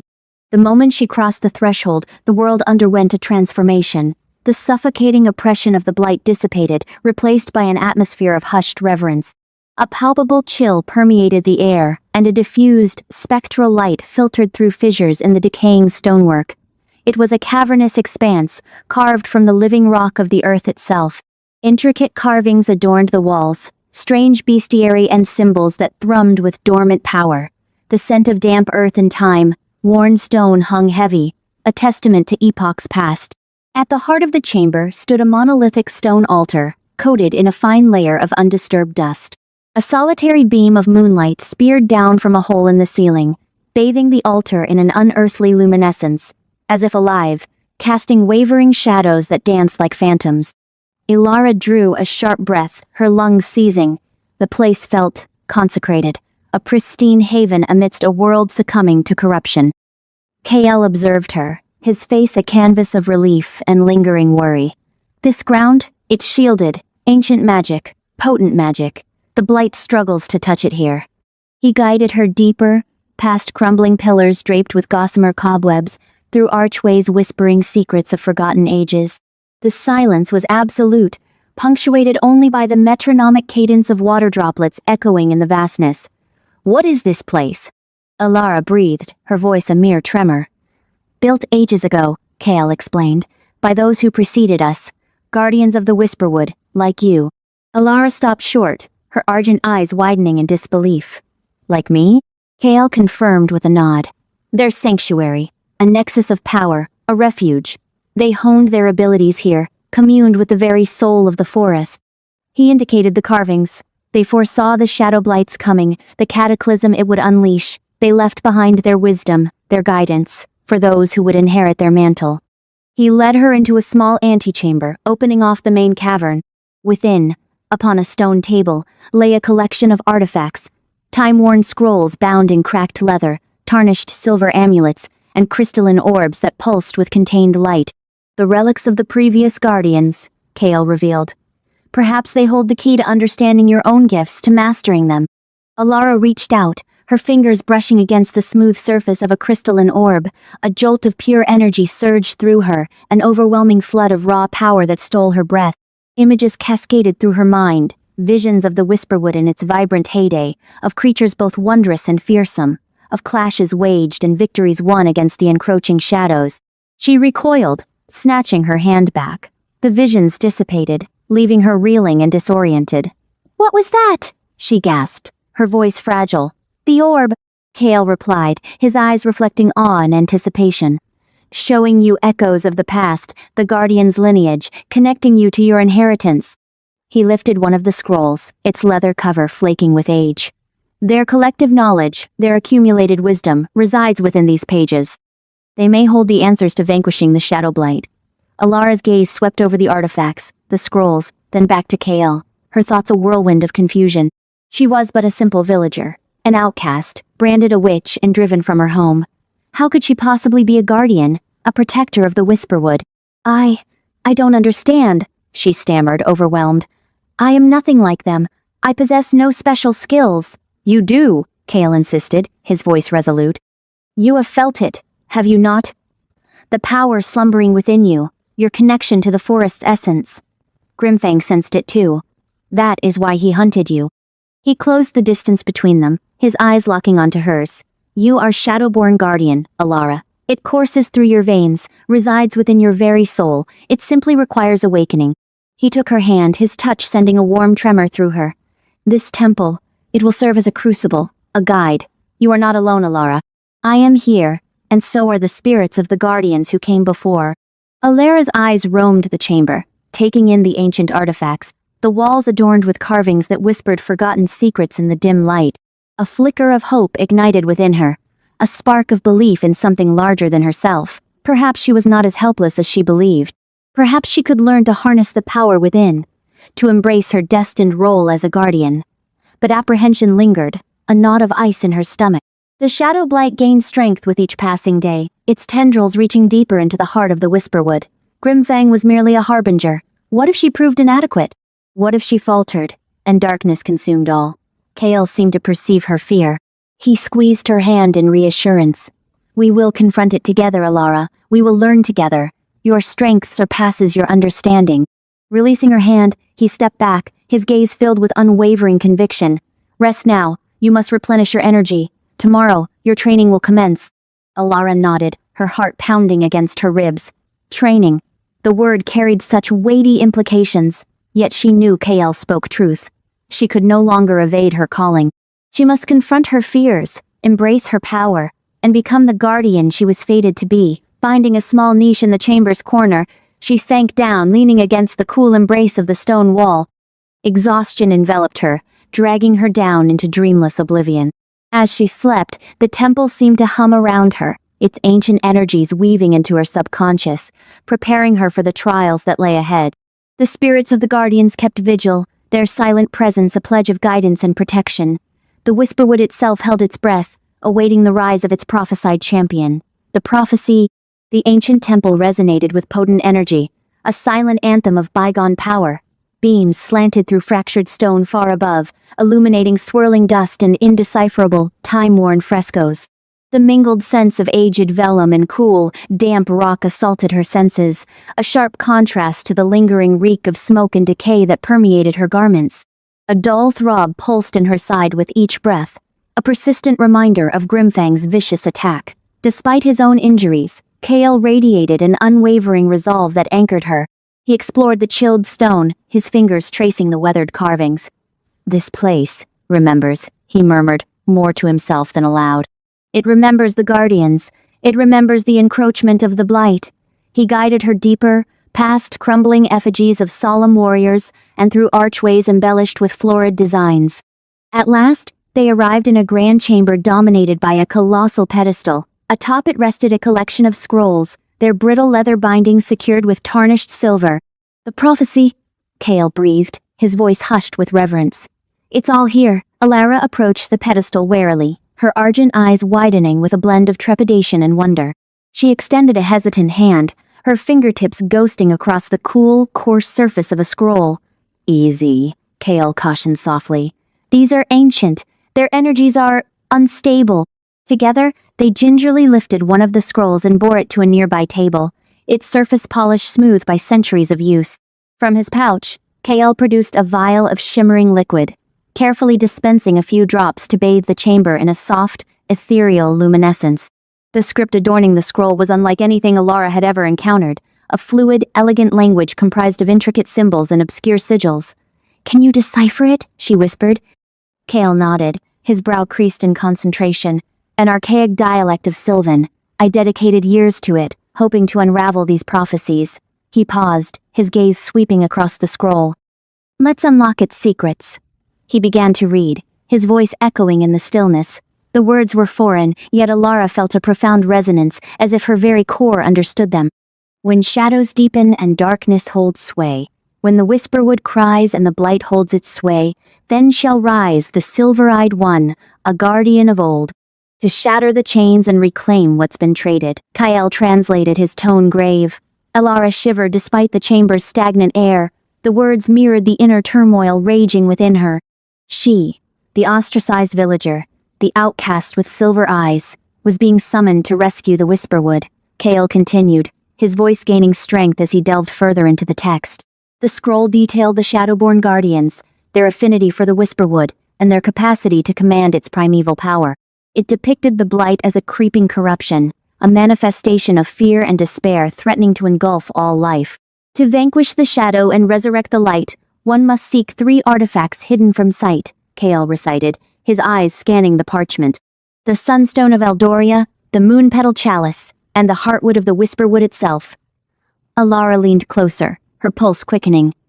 "Artifacts, what are they precisely?" Kale explained, detailing how the Sunstone of Eldoria was fabled to contain the sun's very energy, capable of cauterizing the Blight's corruption. The Moonpetal Chalice, imbued with lunar essence, could soothe the Whisperwood's anguish and restore its equilibrium. And the Whisperwood Heartwood, a fragment of the ancient tree from which the forest arose, pulsed with its vital essence. The scroll delineates their locations, Kale noted, indicating symbols inscribed within the text. The Sunstone dwells within the sunken city, deep beneath the azure sea. The Moonpetal Chalice lies sequestered within the crystal caves, watched over by ancestral spirits. And the Heartwood, it lies within the blighted lands themselves, under the guard of the shadow beasts. Alara's breath hitched. Each location sounded more treacherous than the last. The sunken city, the crystal caves, the blighted lands. Places of myth, spoken of only in fearful whispers around village fires. "These will be dangerous endeavors," Kale said, meeting her gaze, "but we must find them if we hope to halt the spread of the blight." He unrolled another scroll, its parchment even more fragile and time-worn. This one contained meticulously drawn maps and diagrams, depicting perilous routes and concealed pathways leading to the artifacts. As Kale examined the maps, determination bloomed within Alara, eclipsing her fear. No longer just Alara, the outcast. She was Alara, the Shadowborn Guardian, the Whisperwood's prophesied protector. She joined Kale, studying the lines and symbols. She questioned, seeking to understand the challenges ahead. Kale patiently answered, sharing his knowledge of the Whisperwood. Hours dissolved as they pored over the scrolls, deciphering clues and memorizing roots. The soft luminosity cast elongated shadows that danced across the chamber walls. At long last, with the first rays of dawn infiltrating the temple, they had formulated a plan. They knew where to go, what to seek, and what perils to anticipate.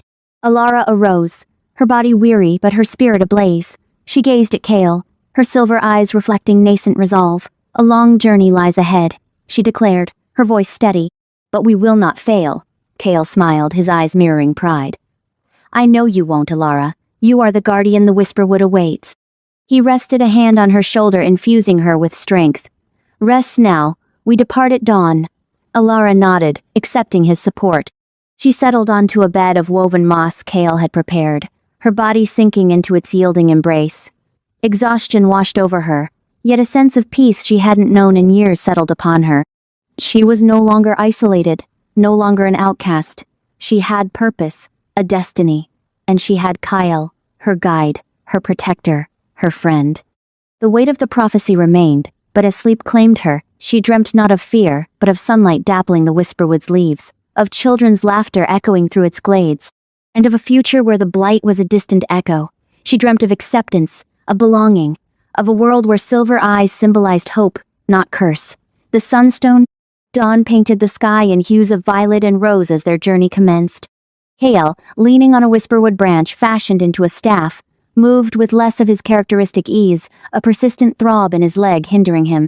Beside him, Alara's argent gaze swept the trail, her expression a blend of trepidation and resolve that set her jaw. The ancient scrolls spoke of Anya, an entity as old as the forest itself, guarding the sunstone. Are you certain this is wise, Kale? Alara murmured, her voice barely audible above the soughing leaves. Pushing yourself so. The blight. Kale halted, his hand briefly covering hers. The blight can wait. Your well-being cannot, nor can the sunstone. We must secure it before the encroaching shadows discover its hiding place. He offered a reassuring smile, though Alara detected the lines of exhaustion etched around his eyes. Besides, he quipped, a playful wink appearing, a little adversity builds character. The path snaked deeper into the Whisperwood's embrace, the trees growing taller and more twisted with each stride. Sunlight dripped through the dense leaf cover, scattering fractured light across the forest floor. Alara noted the increasing warmth of the air, the heightened aroma of pine and rich earth filling her senses. They skirted ancient, rune-carved stones and streams that burbled with an unseen, vibrant energy. After what seemed an age, Kale halted before a glade saturated in an almost ethereal golden light. At its heart stood a colossal tree, its girth exceeding anything she had ever witnessed. Its bark was a tapestry of wrinkles, resembling the wizened visage of a sage, its branches reaching skyward like pleading arms. This was no ordinary tree. An aura of primordial power radiated from it, tangible and awe-inspiring. Anya, Kale called out, his voice imbued with respect that echoed in the tranquil air. We seek the sunstone. Silence descended, broken only by the trill of hidden birds. Then, a voice, as gentle as wind whispering through leaves, permeated the clearing, seeming to originate from nowhere and everywhere. Alara felt a tremor course through her, a deep instinct alerting her to the immense power residing within the ancient arboreal guardian. Slowly, a face began to materialize in the bark, features emerging from the swirling grain of the wood. Eyes, profound and knowing, opened, their gaze both penetrating and unexpectedly gentle. Kyle, Anya intoned, her voice tinged with a wistful wisdom. It has been many cycles since a king of the Whisperwood graced me with his presence. And you, Alara Shadowborn, the forest sings of your coming, and of the encroaching gloom that trails your steps. Alara stepped forward, her heart hammering against her ribs. We seek the sunstone, Anya. We know of the blight, and the peril it presents to the Whisperwood. Anya's eyes narrowed imperceptibly. Knowledge alone is insufficient, child. The sunstone is not a mere weapon to be wielded casually. It demands a pristine heart, unwavering courage, and a profound understanding of nature's equilibrium. Are you truly prepared to shoulder such a responsibility? I don't know, Alara confessed, her voice vulnerable and sincere. But I am ready to learn. I am willing to do all that is needed to safeguard the Whisperwood. Anya remained silent for what felt like an eternity, her gaze dissecting Alara's very soul. Then, she spoke, her voice softer, almost a sigh. Very well, I shall test you. I shall reveal your deepest terrors, your most profound uncertainties. If you can confront them, if you can overcome them, then you will prove your worthiness of the Sunstone. Before Alara could respond, the glade began to undulate and distort. The golden light intensified, and the air grew heavy with an oppressive, alien energy. Haunting visions flickered around her, fragments of her past, present, and perhaps her future. She saw the faces of villagers, twisted in expressions of loathing and dread, their voices reverberating in her mind, branding her a pariah, a monstrosity. She felt the familiar ache of solitude, the crushing burden of isolation. Then, the visions morphed. She witnessed Kale, emaciated and wan, consumed by the blight, his eyes reflecting utter despair. He reached toward her, his voice a ragged whisper. Alara, save the forest. Dread seized her. She saw herself, standing alone against the relentless darkness, the whisperwood decaying around her, the blight devouring everything she cherished. She was impotent, helpless, doomed to failure. No! Alara cried out, her voice fracturing with raw emotion. She stumbled backward, striving to flee the horrifying visions, but they pursued her relentlessly, closing in, suffocating her. She saw her mother's face, indistinct and blurred, yet brimming with profound sorrow. A voice whispered, not Anya's, but one resonating from the depths of her being. You are not strong enough. You will fail as I did.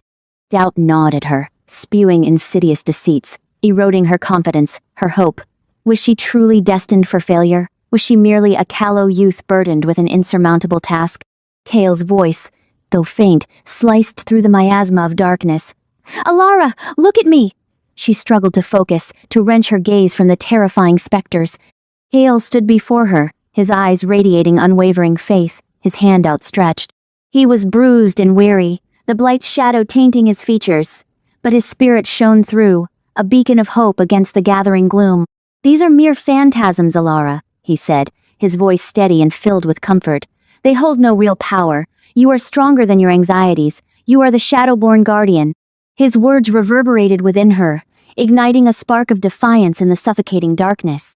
She gazed at Kale, his face etched with pain and resilience, and she recalled the kindness he had extended, the trust he had placed in her, even when others had rejected her. She thought of the Whisperwood, its ancient groves, its hidden clearings, its vibrant life, all imperiled by the blight. She thought of its inhabitants, the deer, the birds, the spirits, all depending on her protection. And then, she remembered her mother.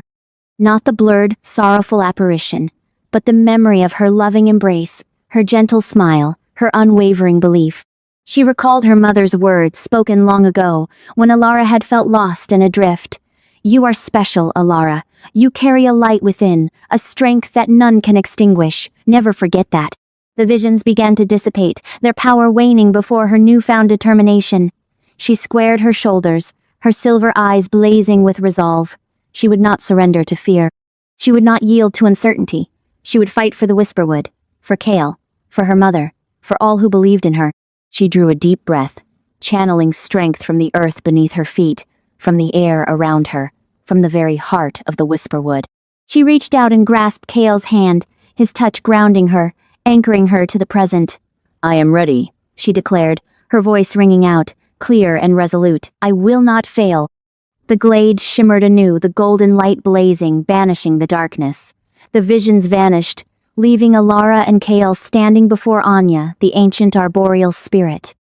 Anya's eyes, while still piercing, held a glimmer of warmth.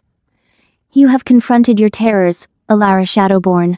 You have demonstrated your courage and your compassion. You are worthy. She extended a branch towards Alara, and a beam of sunlight coalesced into a radiant golden stone, pulsating with warmth and energy, the Sunstone. Take it, child, Anya said. Wield it wisely. And remember, true strength resides not in raw power, but in the resolve to face one's own darkness. Illusions of the Moonpetal. The air inside Moonpetal Cave pressed in, a stifling blanket compared to the Whisperwood's airy expanse. It carried the cloying scent of turned earth and something akin to overripe blooms. Alara's skin prickled. She tightened her cloak. The Sunstone, a comforting ember against her sternum, offered meager solace in the heavy atmosphere.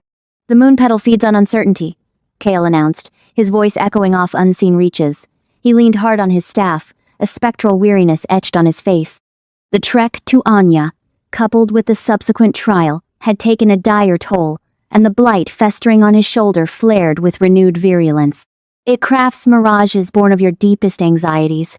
Trust your gut, Alara. Believe in what you know. Easier professed than practiced, she mused, her gaze flicking around the space. Their entry point had already dissolved into shadow. Before them, a faint track beckoned, barely visible in the soft, unearthly luminescence that seemed to emanate from the stone itself. They began their cautious advance, each footfall hesitant. The oppressive quiet was broken only by the infrequent plink of water from the unseen depths. After what stretched into an eternity, the passage broadened into a more expansive chamber. Then the visions began to manifest. Subtleties, at first. Fleeting shadows at the periphery of her vision, a phantom susurrus riding on a non-existent breeze. Alara clutched the sunstone, anchoring herself to its warmth, to Kael's presence beside her. Abruptly the ground lurched beneath her. One moment solid rock, the next sucking mud, the reek of decay assaulting her nostrils. She stumbled, reaching for Kael, her fingers grasping only empty space. Gone, panic clenched at her heart. Kael? She called, her voice a tremulous thread. Where are you?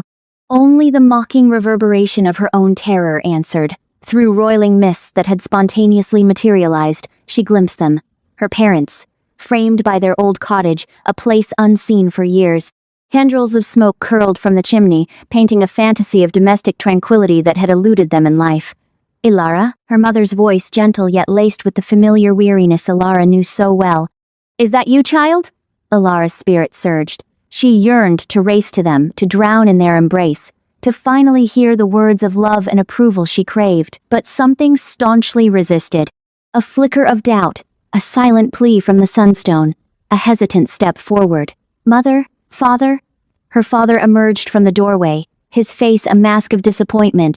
Look at you, he chastised, his tone sharp. Covered in filth and still chasing fanciful notions, why couldn't you have simply been normal? Why couldn't you have fit in? The words struck like a physical blow, echoes of the myriad unspoken accusations, the ceaseless judgments she had endured since childhood. Tears stung her eyes. We tried, Ilara, her mother lamented, a note of sorrow in her voice that felt like a personal condemnation. We tried to shield you, but you were always different, a blight upon our family. The cottage wavered, the idyllic facade crumbling into a vision of the village square. The villagers materialized, their faces contorted with hate, eyes blazing with prejudice. They pointed, whispering epithets. Witch. Abomination. Ilara flinched, hands flying to her face, desperately trying to blot out the sight, the sound, the crushing weight of their contempt. This was her deepest fear, her core insecurity, that she was inherently unlovable, unwanted, a millstone around the necks of those she knew. The illusion amplified. The villagers advanced, hands reaching, clawing. She could taste their animosity, their fear, their fervent desire to expunge her, to obliterate her existence. Eyes squeezed shut, tears streamed down her face. She longed to simply vanish, to cease, to escape the prison of her own mind. Ilara! The voice cleaved through the illusion like a glacial shard. Kael's, but stronger, more resonant. Look at me, Ilara! Hesitation warred with compulsion. She dreaded opening her eyes, fearing what she would confront. Yet, the urgency in his tone prevailed. Slowly she raised her head. The village had evaporated. Her parents were no more. The mire was gone. She stood within the cavern once more, the surreal light caressing the walls with its otherworldly embrace. And Kael was there, hand extended, his gaze locked on hers. But changed. His face, gaunt, his skin, almost translucent. The blight had metastasized, inky tendrils climbing his neck and snaking down his arm. He appeared on the verge of collapse. Kael, she whispered, her voice raw. What's happening? He managed a wan smile. The moon petal thrives on vulnerability, Ilara. It exploits your demons, but it also gauges your fortitude. It unveils what fuels your fight. He faltered, his knees threatening to buckle. Ilara surged forward, catching him before he fell. His body radiated feverish heat. You must resist, Ilara, he rasped, barely audible. You must believe. You are stronger than you perceive. You are the guardian the Whisperwood requires. His words, a tenuous lifeline. Reminders of all she had learned, all she had weathered. She was no longer the helpless, ostracized girl. She was Alara, descendant of Shadowborn guardians, wielder of the Sunstone, protector of the Whisperwood. Eyes shut, she focused on the Sunstone's heat, on the feel of his weight within her grasp. She channeled the essence of the Whisperwood, the power coursing through her, the resilience residing within her very core. She thrust back against the doubt, the dread, the ingrained insecurities. She banished the phantasms, one by one, until only reality remained, the cavern, Kael, and her own unwavering will. When she opened her eyes, the blight was retreating, the darkness fading from Kael's flesh. His breathing regulated, color returning to his face. He gazed at her, his eyes filled with pride. "You did it, Alara," he affirmed, his voice gaining strength. "You confronted your demons and prevailed." He straightened, distancing himself slightly, though his hand remained on her arm for support. The cavern shimmered again, and in the heart of the chamber, hovering weightlessly, a single, radiant petal manifested. It pulsed with an ethereal light, embodying the very spirit of the moon. "The moon petal," Kael breathed, his voice laced with wonder. "It is yours, Alara. You have proven your worth." Reaching for the stars. The moon petal throbbed gently in Alara's grasp, its spectral radiance, a guiding star as they exited Moon Petal Cave, nightfall deepening around them. Kael leaned heavily on his staff, his complexion still ashen, but renewed purpose sharpened the gleam in his eyes. "The star shard lies ahead," he stated, his voice gravelly yet resolute. "It awaits atop Mount Cinderpeak, the Whisperwood's loftiest sentinel." Alara's gaze lifted to the distant peak, a serrated silhouette against the plum-colored sky. A tremor ran through her, a premonition beyond the mere chill. Cinderpeak held a dark reputation, not only for its altitude but for the capricious tempests that perpetually besieged its crown. "Are you certain you're up to this?" she inquired, concern wrinkling the corners of her eyes. Kael seemed revitalized, but hardly completely healed. A faint smile touched his lips. "Sufficiently. Besides," he added, his gaze locking with hers, "I have a Shadowborn guardian watching over me now." A blush warmed Alara's cheeks, the unexpected compliment a welcome heat. She stowed the moon petal in her satchel, its cool heft a source of silent comfort. "Then let's not delay the star shard any longer." Cinderpeak's foothills presented a misleading calm, a gradual incline of verdant, moss-draped stones and ancient, twisted trees. Yet as they climbed, the terrain sharpened, vegetation thinned, and the wind became a constant, savage assault. The air grew scant with each upward stride, each inhalation a deliberate act. Kael advanced slowly, each movement deliberate, depending heavily on his staff. Alara, conversely, felt an upsurge of strength, a lightness in her steps unknown until now. It was as if the moon petal had not only mended Kael, but imbued her with a hardiness she hadn't realized she possessed. "Rest a moment," she encouraged, halting by a stand of wind-scoured pines. Kael nodded in gratitude, collapsing onto a moss-covered boulder. "The star shard possesses unimaginable power," he gasped. "Enough to strike at the heart of the shadow blight, but the mountain, it tests the mettle of those who seek it." Alara surveyed their situation. The sky deepened toward ebony. The wind howled like a tormented spirit, lashing her hair across her face. The mercury had plummeted, and her breath bloomed in the frigid air. "What sort of trials?" she questioned, though a part of her already understood. This pilgrimage, like the last, would demand more than mere physical endurance. Kael fixed her with a somber stare. "The mountain. It thrives on dread. It amplifies misgivings, swells weaknesses. You must remain resolute, Alara. Resolute in spirit as well as skill." She returned his gaze, her own determination solidifying. She had confronted her deepest fears in the Moon Petal Cave. She had stared into the void of her own self-doubt and emerged fortified. She would not yield now. As if answering her resolve, the wind intensified, swirling snow around them in a disorienting whiteout. The first flakes pricked her skin like frozen needles. "We need shelter," Kael bellowed above the gale, but no haven existed. The landscape was desolate, stripped bare by the unyielding wind and cold. Their only recourse was to press forward, to ascend higher, to reach the summit before the storm consumed them entirely. The climb became a brutal gauntlet. The wind clawed at their garments, the snow obscured their sight, and ice glazed the stones, transforming each step into a precarious gamble.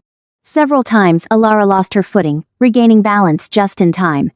Kale labored, his weakened condition making him vulnerable. Alara knew she had to act. She shut her eyes, centering herself on the energy within, the same power that had conjured the moon petal. She extended her senses, feeling the mountain, the wind's fury, the snow's bite, the very essence of the tempest. An idea ignited in her mind, a bold, almost reckless scheme. She opened her eyes, her silver irises blazing with purpose. "Kale, hold tight," she yelled. He regarded her, confusion clouding his features, but he obeyed, gripping her arm firmly. Alara inhaled deeply, then channeled her power. She concentrated on the wind, on its relentless force, its volatile energy. Yet, instead of combating it, she attempted to guide it, to mold it, to bend it to her will. Slowly, miraculously, the wind began to comply. It spiraled around them, no longer as an adversary, but as an extension of her power. The snow dissipated, creating a brief oasis of serenity around them. Alara extended her free hand, focusing her will on the icy precipice ahead. She visualized it thawing, softening, reshaping itself into a pathway, a route to the peak. It was an immense strain, sapping her strength, but she persevered. The rocks began to shimmer with a faint argent luminescence, and as she concentrated they began to undulate, to melt and remold, forming a winding staircase that pierced the heart of the storm. "Extraordinary!" Kale breathed, his eyes wide with astonishment. You're shaping the very elements." Alara remained silent. She was too focused, too consumed by the task. She kept her attention fixed on the summit, willing the path to continue, to lead them to the star shard. The trek remained arduous, the wind unrelenting, but now they possessed a passage, a lifeline carved from the storm itself. Alara led the way, her silver eyes gleaming like twin stars in the swirling snow, her power a bulwark against the mountain's rage. As they neared the crest, the storm began to abate, as if conceding defeat. The wind diminished, the snow lessened, and the clouds broke, revealing a sliver of moon-kissed sky. Then, they stood at the top. The summit of Mount Cinderpeak was a bleak, wind-swept plateau. At its center, resting on a bedrock pedestal, lay the star shard. It defied description. A splinter of unadulterated, crystalline energy. It pulsed with an inner fire, a radiance that seemed to emanate from the cosmos itself. It refracted every conceivable hue, a vibrant swirl of celestial beauty. Alara approached tentatively, drawn to it as a moth to a flickering flame. She reached out her hand, her fingers trembling ever so slightly. As her fingertips grazed the star shard's cool surface, a surge of energy coursed through her, a wave of pristine, unbridled force. It was as if the stars themselves whispered to her, revealing their enigmas, their sagacity, their immemorial might. She gasped, overwhelmed by the sensation, but she did not recoil. She grasped it firmly, absorbing the energy, allowing it to permeate her, to purify her, to transfigure her. When the surge subsided, Alara felt altered, renewed, stronger, more assured, more connected to the fabric of the universe. She knew, beyond any doubt, that she was prepared to confront any obstacle ahead, prepared to fulfill her destiny as the Shadowborn Guardian, prepared to redeem the Whisperwood. Kale gazed at her, his expression a mixture of pride and hope. "The star shard has chosen you, Alara," he said, his voice resonating with reverence. "You are the prophesied one." Alara regarded him, her silver eyes shimmering with newfound resolve. She lifted the star shard, its light illuminating her face, and raised it high above her head. "Then let the blight cower," she proclaimed, her voice echoing across the mountain peak. "For the Shadowborn Guardian has arrived." Whispers of corruption. The descent from Cinderpeak was a stark contrast to their ascent, the vibrant elation of elemental command now eclipsed by a gnawing apprehension lodged deep within Alara. Where once the air had invigorated, now a sickly sweet miasma clung to the lungs, like the exhalation of a festering wound. The Whisperwood's emerald tapestry was unraveling, consumed by jaundiced yellows and bruised purples that crept across the land. "It's succumbing," Alara whispered, her voice lost in the susurrus of tainted foliage. Kale, relying on a twisted bough for support, offered a somber nod. "The shadow blight accelerates. It's outpacing our estimations." A ragged cough punctuated the stillness. "The star shard, a double-edged gift. It amplified your gifts and stirred the blight's slumber." Zephyr, never one to linger, kept close to Alara, his usual exuberance replaced by a frantic flutter of his rainbow wings. "Even I feel it," he squeaked, unusually subdued.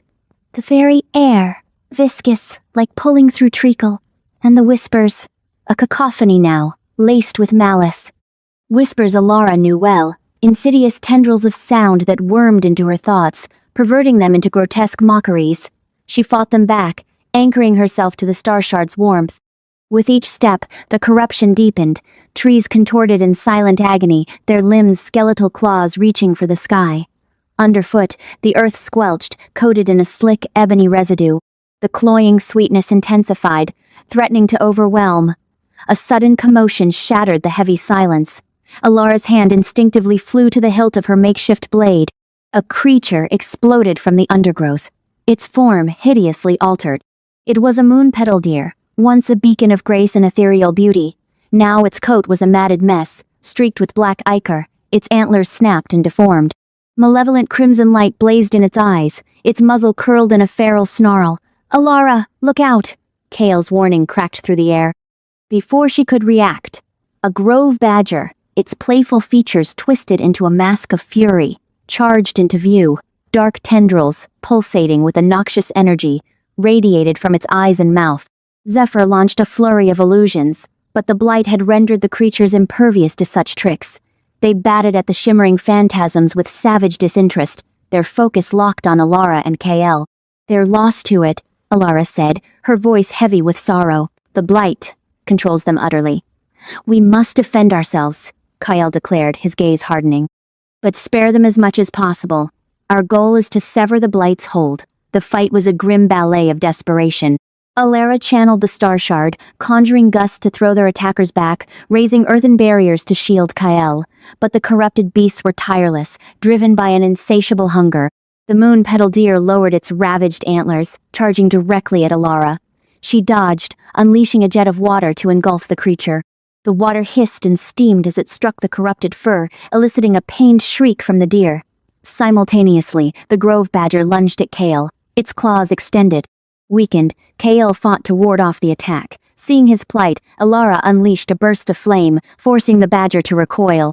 "We can't sustain this," Alara panted, her lungs afire. "There are too many." As if summoned by her words, more warped creatures emerged from the shadows. Squirrels with needle, sharp incisors, birds with soot, stained plumage, rabbits with incandescent eyes. The Whisperwood, once a haven, had become a charnel ground for the blight's insidious work. "We need sanctuary," Kael rasped. "A place to regroup and recalibrate." Zephyr, wings tattered and stained, pointed towards a colossal oak dominating the horizon. "The ancient oaks, they resist darkness. Refuge may lie there." With renewed resolve, Alara and Kael battled towards the ancient oak, repelling the relentless surge of corrupted beasts. The air thickened, the whispers intensified, the oppressive darkness deepened. Reaching the oak, they discovered a small haven beneath its sprawling canopy. The earth here remained verdant, untouched by the encroaching corruption. The air tasted cleaner, purer. A reprieve. Alara sighed, sinking against the tree's gnarled trunk. Kael collapsed beside her, his face ashen. "For now," he cautioned, "but the blight advances. It will claim even this sanctuary." Zephyr perched on a branch above, his multifaceted eyes scanning the perimeter. "It waxes stronger," he twittered, his voice laced with fear. "A chill I feel, a hand upon my heart." Alara closed her eyes, summoning the star shard's warmth, feeling its power, its light, yet also sensing the encroaching darkness, the corruption clawing to extinguish it. "We race against time," she declared, her voice filled with urgency. "We must gather the other artifacts and discover how to halt the blight before it consumes all." Kael nodded, his gaze resolute. "Then no time to spare. The Whisperwood is lost, one darkened leaf at a time." He looked at Alara, a mix of hope and anxiety etched upon his face. "The fate of this place, perhaps the world, rests upon your shoulders, Alara. Do you accept this burden?" Alara opened her eyes, her silver gaze unflinching. "I do." Preparing for battle, the air, thick with the cloying sweetness of rot, pressed down on them as they hobbled through the Whisperwood. A jaundiced light, filtered through diseased foliage, leached all color from the world, leaving only shades of decay. Kael's breath hitched with each step, his weight supported by a crudely fashioned staff. Alara, despite the star shard's power thrumming beneath her skin, felt the forest despair like a suffocating blanket, the blight's touch a constant, chilling vibration. The temple, Kale croaked, gesturing towards the barely discernible outline of weathered stone swallowed by the twisted trees. Almost there. Once a vibrant sanctuary, the temple now displayed the ravages of the encroaching gloom. Fissures webbed its ancient face, obscuring the once exquisite carvings beneath a shroud of creeping moss and festering shadow blight. Yet, crossing the threshold, Alara sensed a spark of residual power clinging to the stones, a fragile ember in the overwhelming darkness. The main chamber remained largely unscathed, the circular altar at its center emitting a soft, unearthly radiance. This was it, the nexus where, united, the artifacts could unleash the energy required to beat back the blight. A shared glance of grim resolve passed between them as they approached. With meticulous care, Alara placed the star shard upon the altar.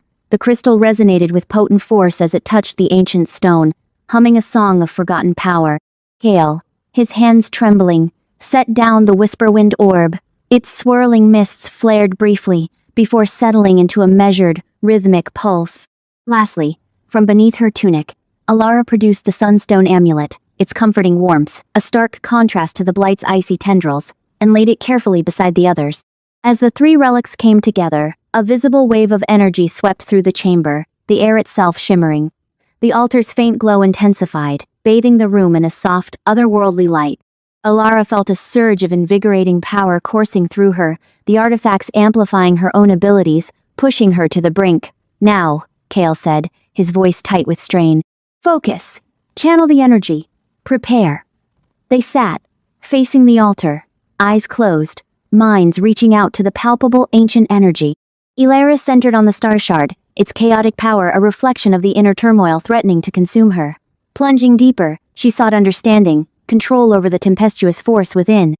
Visions flooded her mind, cascading nebulae, exploding stars, the untamed force of creation and annihilation. It was terrifying, exhilarating, consuming. Kale, his connection to the whisperwood fraying under the blight's assault, fought to maintain his concentration. He reached for the forest's ancient spirits, begging for guidance, for strength. He felt their agony, their despair, the slow death of the world they had sworn to safeguard. But amidst the bleakness, a thread of hope remained, a belief in Alara, the shadowborn guardian. Time dissolved as they meditated, their minds entwined with the whisperwood's destiny. Alara felt a metamorphosis within, a merging of her own essence with the artifact's power. The chaos began to crystallize, to find a point, a purpose. She was no longer merely a girl burdened by prophecy, but a vessel, a conduit for the ancient power capable of saving the forest. KL, emboldened by Alara's unwavering focus, felt a resurgence of determination. The blight might devour the forest, but it would not extinguish his spirit. He would fight, protect, stand beside Alara until the end. Finally, what felt like an age later, Alara opened her eyes. They burned with a heightened silver intensity, reflecting the power surging through her. She looked at Kael, his face etched with exhaustion, but his gaze firm. I think, she whispered, I think I'm ready. Kael nodded, a ghost of a smile touching his lips. Then let us prepare for what awaits. The following hours were spent in hushed preparation. Despite his fatigue, Kael painstakingly cleaned and honed his ancestral sword, its steel gleaming in the ethereal light. Guided by an unfamiliar instinct, Alara studied the star shard, her fingers tracing the intricate designs carved into its surface. She felt an inexplicable connection to the crystal, a profound understanding of its capabilities. She experimented with the energy, channeling it through her hands, learning to modulate its flow, its intensity. She practiced forming shields of light, interweaving them with strands of shadow, constructing defenses against the blight's vile corruption. As dusk fell, draping the temple in lengthening shadows, Alara and Cal stood shoulder to shoulder, ready to confront the encroaching darkness. The air buzzed with anticipation, the silence punctuated only by the soft thrum of the altar. Alara, Kyle said, his voice grave. The blight, it will test you. It will exploit your fears, your doubts. Remember who you are. Remember why we fight. Alara met his gaze, her silver eyes burning with conviction. I know, I won't fail you. He placed a reassuring hand on her shoulder, his touch firm. I know you won't. You are stronger than you realize. A pregnant silence descended, a final moment of quiet fortitude before the coming storm. Alara gazed out at the blighted forest, her heart aching for the dying trees, the twisted creatures, the land slowly succumbing to the darkness. She knew the battle ahead would be brutal, pushing her beyond her limits. But fear held no sway. She was prepared. "The blight draws near," Alara announced, breaking the stillness. "I can feel it." "Then we confront it," Kael responded, drawing his sword. The blade sang as it cleared the scabbard, a lament in the failing light. "For the Whisperwood, for the Whisperwood," Alara echoed, her hand instinctively touching the star shard at her hip. The crystal pulsed with energy, a silent promise of power, a beacon of hope amidst the encroaching despair. Together, they stepped from the temple into the heart of the blighted forest to face their destiny. The shadow blight awaited. Assault on the temple. The temple's ancient stones shuddered, a herald of the tempest poised to unleash. Alara grasped the star shard, its chill surface a stark contrast to the sudden conflagration blossoming within. The artifacts combined might course through her, a luminous counterpoint to the encroaching gloom. "They're here," Kael rasped, his voice a taut wire. He leaned heavily on his staff, exhaustion etching lines on his face, yet his gaze burned with unwavering purpose. "Brace yourself, Alara." Before she could reply, a tide of ebony crashed against the temple walls. Grotesque beings, warped travesties of nature, poured from the corrupted woods, malignant emerald light blazing in their eyes. They battered and clawed at the weathered stone, their bestial growls tearing through the air. "Defend the entrance, Kael," Alara's voice resonated with newfound authority. "I need to concentrate." Kael nodded, jaw clenched tight. He raised his staff, and a shimmering aureole sprang into existence, shielding the entrance. The creatures slammed against it, their forms momentarily fracturing under the energy's assault, but they persisted, their numbers seemingly infinite. Alara retreated further into the temple's core, the star shard thrumming in her grip. She sensed the shadow blight's presence, a frigid, insidious tendril probing for purchase. It felt amplified, emboldened by its burgeoning dominion. A sibilant whisper wormed into her mind, a voice both intimate and alien. "So, the little witch fancies herself a champion?" It was a venomous caress, designed to break her resolve. "You are insignificant, Alara, a blemish upon your ancestors' legacy," just as Grimfang so eloquently put it. The mere mention of Grimfang sent a glacial prickle tracing down her spine. The memory of his cutting barbs, his indictments, remained a festering wound. He had weaponized her deepest fears, twisting her vulnerabilities into instruments of pain. "He spoke the truth, didn't he?" The voice continued, its tone dripping with false concern. "You are an outcast, a societal leper. Oakhaven rejected you, your own mother." The insinuation hung in the air, a poisoned dart. Alara's fist tightened, the star shard biting into her flesh. "Silence," she declared, her voice echoing through the hallowed space. "I refuse to listen to your fabrications." "Fabrications?" The voice chuckled, a desolate, unsettling sound. "Or truths you are too cowardly to confront. You are a byproduct of apprehension and prejudice, Alara. And apprehension is my most potent weapon."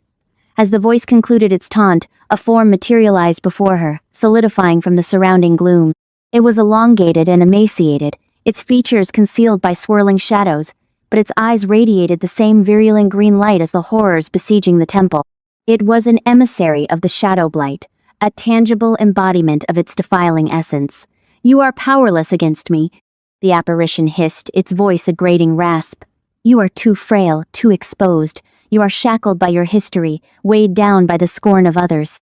Alara stood firm, her heart hammering against her ribs. She could feel the Shadow Blight probing her consciousness, seeking out weaknesses, exploiting her doubts, but she would not yield. She had journeyed too far, sacrificed too much, to succumb to its insidious grasp.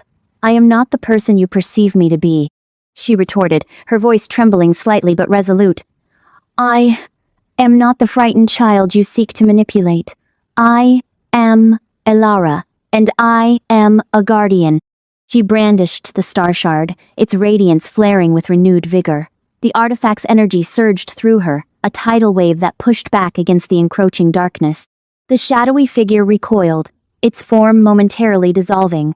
"You cannot fathom the magnitude of the power you command, child," it snarled, It will devour you as it did those who preceded you.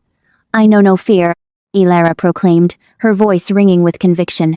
I embrace my destiny. I will wield this power to safeguard the Whisperwood, to shield the world from your blight. Outside, the conflict raged on. Kael fought with the ferocity of a caged lion, his staff a blur of light and force. But the creatures were unrelenting, their sheer number overwhelming.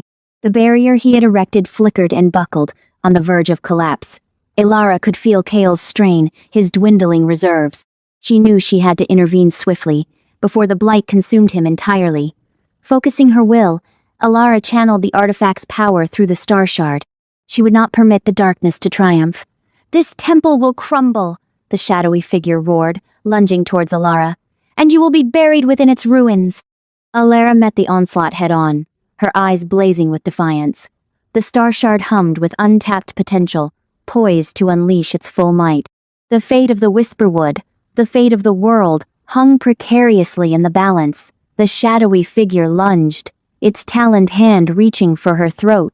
Elara evaded the attack with a swift, practiced maneuver. She raised the star shard, and a lance of pure light erupted from its apex, striking the figure squarely in the chest. The figure emitted a tortured scream. Its form spasmed violently, the shadows swirling around it like embers fading to ash. It stumbled backward, its eyes burning with a mixture of hatred and pain. This is far from over, it hissed, its voice a mere whisper. This is merely the first encounter. The blight will engulf everything, and you will be powerless to stop the deluge. With a final, desperate expulsion of energy, the figure dissipated, dissolving back into the ether. But Elara knew it was not vanquished, merely weakened. It would return, more formidable and more resolute than before. She turned her attention to Kael, her heart pounding with apprehension. The barrier he had summoned was fracturing, the creatures pressing inward with each passing second. She had to assist him, or all would be irrevocably lost. Summoning her strength, Elara extended her hand, directing the star shard's energy outward. A wave of luminescence flooded the temple entrance, repelling the creatures with staggering force. They recoiled, hissing and screeching, their forms momentarily destabilizing in the purifying glow. Kael stumbled backward, his face ashen and drawn. He gazed at Elara with a mixture of wonder and relief. "Thank you," he managed, his voice raspy. "I don't know how much longer I could have contained them." "We are far from finished," Elara replied, her eyes sweeping the blighted forest. "This was merely a prelude of what is to come. The Shadow Blight will not concede defeat readily.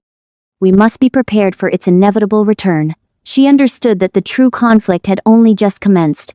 The Shadow Blight was a fearsome adversary, and its power swelled with each passing sunrise. But she was no longer the timorous girl who had been banished to the Whisperwood. She was a guardian, empowered by artifacts of old, and she would not waver in her commitment to defend the land from encroaching darkness. Elara peered into the depths of the Whisperwood, her connection to the star shard deepening, preparing for the inevitable conflict ahead. The power within, the temple shuddered, not from the marauding blight spawn, but from the untamed force coursing through Elara. The sunstone, nestled against her breast, radiated a heat that battled the creeping frost of the Shadow Blight. Moonpetal, clutched tight in her left hand, emitted a serene, pulsing luminescence, a defiant spark against the encroaching gloom. And in her right, the star shard hummed, a bottled cosmos eager to unleash its celestial fury. "Resistance is futile, child." The Blight's voice hammered, an invasive mental violation, a serpent coiling around her sanity. "You are frail, fractured, forsaken just as they predicted." Glimpses, unwelcome and sharp, flashed behind her eyelids. Scornful visages, accusatory gestures, the implacable gates of Oakhaven slamming shut. The mental intrusion intensified. "They judged you correctly, Elara. You are worthless." She faltered, the combined artifacts suddenly an unbearable weight. Doubt, an old adversary, threatened to drown her. At the threshold, Kael, his face ashen but unwavering, fought with desperate grace, his staff a whirling vortex of energy, repelling the relentless tide of corruption. Each movement was economical, precise, honed by years of dedication, yet Elara saw the lines of exhaustion etched deep in his face. He couldn't withstand them forever. "No," she choked, banishing the haunting visions. She centered herself on the sunstone, drinking deep from its vital essence. She recalled the yielding earth beneath her feet in the Whisperwood, the resinous tang of pine after the rain, the quiet sanctuary she had discovered in solitude. "I am not broken," she asserted, her voice shaky but resolute. "I am not frail." A shadowy figure materialized before her, a towering specter swathed in obscurity, its eyes twin embers of malice. A grotesque parody of humanity, a warped mirror reflecting her deepest insecurities. "Behold yourself," the entity sneered, venom lacing its tone. Clinging to baubles feigning heroism. "You are a leper, Alara, an exile. No one will ever accept you." The blight's barbs were like slivers of ice, piercing her spirit. She envisioned her father's disappointed countenance, heard the villagers' hushed accusations of witchcraft, felt the sharp sting of rejection.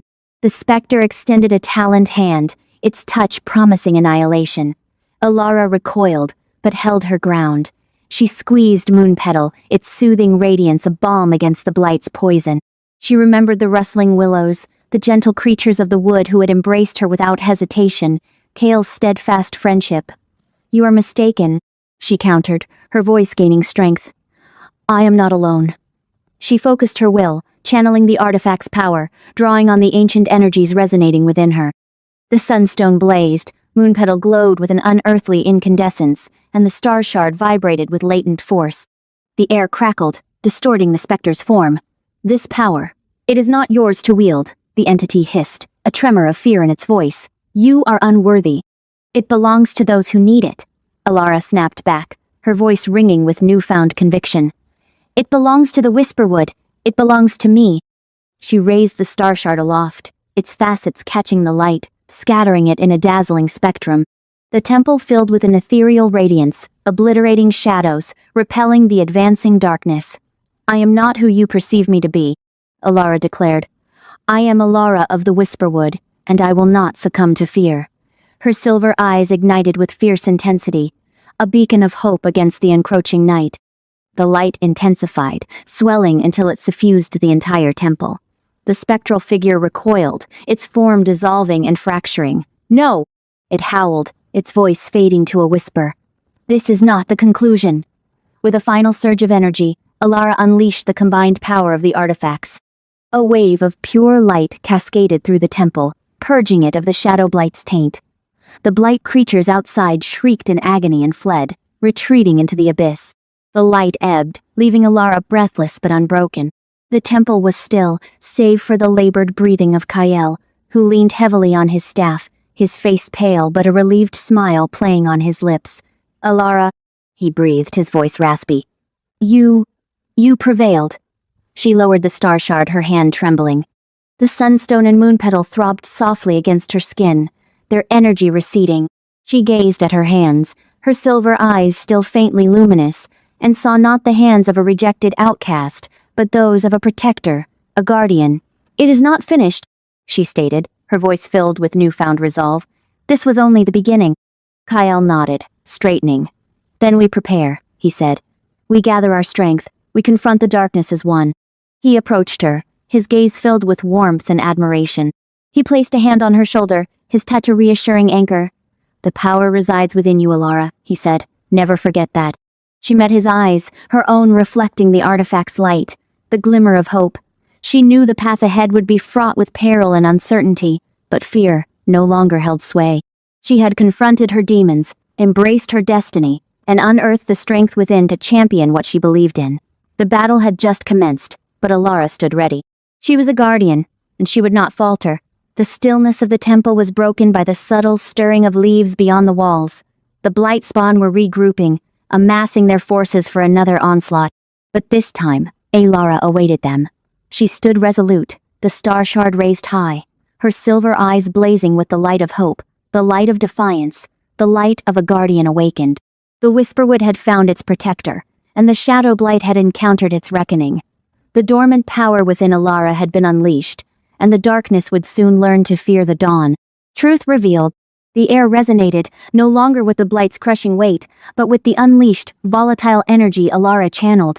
The inky vortex strangling the glade unraveled, dissolving into wisps of shadow that scattered like a disturbed rookery. Alara wavered, the sunstone a furnace against her chest, the Moonpetal's cool touch soothing her palm, the star shard throbbing with contained light at her side. The artifacts combined might have repelled the encroaching gloom, yet victory felt precarious, a house of cards threatening to tumble. Exhaustion lined Kale's face, yet his eyes blazed with relief as he offered her a steadying hand. Alara, you did it. You pushed it back. Gratefully, she leaned on him, her breath hitching in her throat. But it's not gone, she breathed, barely audible. I still sense it, lurking, waiting. As if summoned, the dissipating shadows reformed, solidifying into a solitary, towering figure cloaked in midnight. Diminished, yes, but radiating a chilling malevolence that settled like frostbite on the glade. Impressive, the Blight's voice boomed, a gravelly resonance that vibrated within her very core. You command the artifacts with skill, little guardian. But power alone is insufficient. Knowledge is key, and you, Alara, are woefully ignorant. Straightening, Alara shook off the weariness, threatening to engulf her. What do you mean? The shadowy figure chuckled, a sound that grated like rusted hinges. You fancy yourself a savior, champion of this insignificant wood. You are nothing more than a piece on a board, a tool to be spent. You cling to a fabricated past, a comforting story about your parents, but you know nothing. Kale advanced, his hand instinctively finding the grip of his sword. Don't listen to it, Alara. It's preying on your fears, trying to weaken you. Silence, cur! The Blight snapped, its gaze flicking towards Kale. Your loyalty is touching, ultimately inconsequential. The girl deserves to know the truth, however bitter. The Blight's focus returned to Alara. You believe your parents perished protecting you from the village's prejudice, yes? That they were simply casualties? Alara's brow furrowed. They sacrificed everything for my escape. What other explanation could there be? The Blight's form seemed to twist, as if savoring her confusion. Sacrifice indeed, but not as you perceive it. They did not die because of the villagers. They died for me, Alara gasped. That's impossible. You lie. Do I? The Blight countered, its voice laced with sinister amusement. Consider it, Alara. Why were you shunned? What made you different? Why did whispers follow you even in infancy? It wasn't merely fear, little guardian. It was recognition. The Blight paused, letting its words fester. Your parents were not simply unfortunate victims, they were initiates. They grasped the true nature of the Shadow Blight, its immense power, the danger it posed. But they also understood they couldn't vanquish me head-on. Not then. So they... Alara's voice faltered, dread seizing her throat. They weakened me, the Blight concluded, its voice dripping with dark satisfaction. They enacted a ritual, a desperate act of self-annihilation, funneling their life force to curtail my influence, to confine me within the Whisperwood. They knew it wouldn't destroy me, but it would buy time. Time for you to be born, to mature, to eventually awaken. A wave of nausea crested over Alara. The world spun, the trees a dizzying vortex of green. Her parents, sacrificing themselves to hamstring the Blight? It defied comprehension. Everything she held true about her history, her parents' devotion, crumbled to dust. But why? She croaked, tears welling in her eyes. Why not just flee? Why involve me? Because you, Alara, are the linchpin, the Blight declared, its voice tinged with a strange blend of resentment and anticipation. You are a descendant of the Shadowborn Guardians, the only lineage able to wield the artifacts and ultimately to expunge me from this realm. Your parents understood this. They knew their sacrifice would merely postpone the inevitable, that one day you would rise to confront me. But they hoped, foolishly, that you would be formidable enough to succeed where they failed. Kale's grip on her arm tightened. Alara, disregard everything it says. It seeks to demoralize you, to turn you against yourself. Alara tuned him out, her gaze riveted to the shadowy figure. So, they exploited me? My entire existence? A means to an end? Not entirely, the Blight conceded, its tone softening, almost seductively. They harbored affection for you, of a sort, but their love paled in comparison to their duty, to their dread of my power. They perceived you as a weapon, a tool to be honed and released, and now, here you stand, prepared to fulfill your destiny. No, Alara whispered, shaking her head fiercely. No, it's a lie. Is it? The Blight pressed, its wraith-like form encroaching. Reflect on your life, Alara. Were you ever truly cherished, truly accepted, or were you perpetually an outcast, a pariah, branded by the very power you now command? The villagers feared you. Your parents exploited you. And now Kale, your loyal companion, views you as merely a defense against the encroaching darkness. Sword drawn, Kale positioned himself between them. Stay away from her. Ignoring him, the blight remained fixed on Alara. You are alone, Alara. Always have been, always will be. Embrace the shadows, embrace the power coursing through your veins. Join me, and together, we can remold this world in our design. Tears streamed down Alara's cheeks, distorting her vision. The blight's words were poisonous darts, twisting and festering in her soul. Doubt clawed at her, whispering insidious questions. Had her parents genuinely loved her, or had she been a mere pawn in their desperate scheme? Was she doomed to solitude, forever burdened by her lineage? A wave of grief crashed over her, threatening to submerge her. Grief for her parents, for the life she believed she had, for a love she may have never known. Yet beneath the sorrow, a spark of fury ignited. Fury at the blight, for its deceit and manipulation. Fury at her parents, for the burden they bequeathed her. And fury at herself, for allowing uncertainty to take hold. No, she declared, her voice trembling but resolute. You're wrong. I am not alone, and I am not a weapon. The blight emitted a mirthless chuckle. We shall see, little guardian. We shall see. The shadowy figure unraveled into a cloud of darkness that dispersed amongst the surrounding trees, leaving Alara and Kael alone in the clearing. The air remained thick with the blight's lingering presence, but its suffocating weight had eased slightly. Alara crumpled to her knees, the artifact slipping from her numbed fingers. She was drained, physically and emotionally, but the blight's revelation threatened to break her. Her parents, their sacrifice. It had irrevocably altered everything. Kael knelt beside her, placing a comforting hand on her shoulder. Alara, are you all right? She looked up, her eyes flooded with anguish and bewilderment. I don't know what to believe anymore, Kael. Everything I held to be true, it was all a fabrication. The Protector's destiny. The blight's insidious words echoed, a venomous undercurrent threatening to drown Alara. Her parents' sacrifice, not a shield against the villagers' cruelty but a calculated forge to temper her into a weapon. The revelation struck her like a physical blow, leaving her gasping. Kael's steadying hand was immediate as she faltered. Don't heed him, Alara, he urged, his voice a beacon in the churning darkness of her mind. His usually vibrant green eyes were shadowed with fatigue, yet his grip remained a constant. He thrives on uncertainty, on despair. He contorts reality. Or did he merely reveal it? The question gnawed at her, a tendril of doubt coiling around her heart. Gazing at Kael, his face etched with concern, another wave of sorrow broke over her. Was her life a tapestry of deceit? The loving foundation she'd believed in now felt like a gilded cage. He speaks truth, doesn't he? She breathed, her voice a mere whisper against the sighing of blighted leaves. They never cherished me. Only the potential weapon I represented. Kael's hold tightened. That's untrue. My heart knows the selfless nature of their love. How can you be so confident? Tears welled. You never knew them. Kael's gaze softened, tinged with sadness. Perhaps not directly, but I recognize the protective ferocity of true love. They gifted you their lives.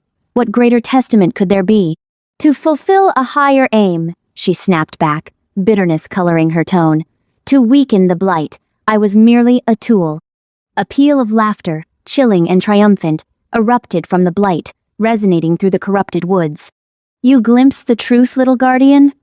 Embrace your ordained path, ally with me, and together we will sculpt this world anew, improved beyond measure.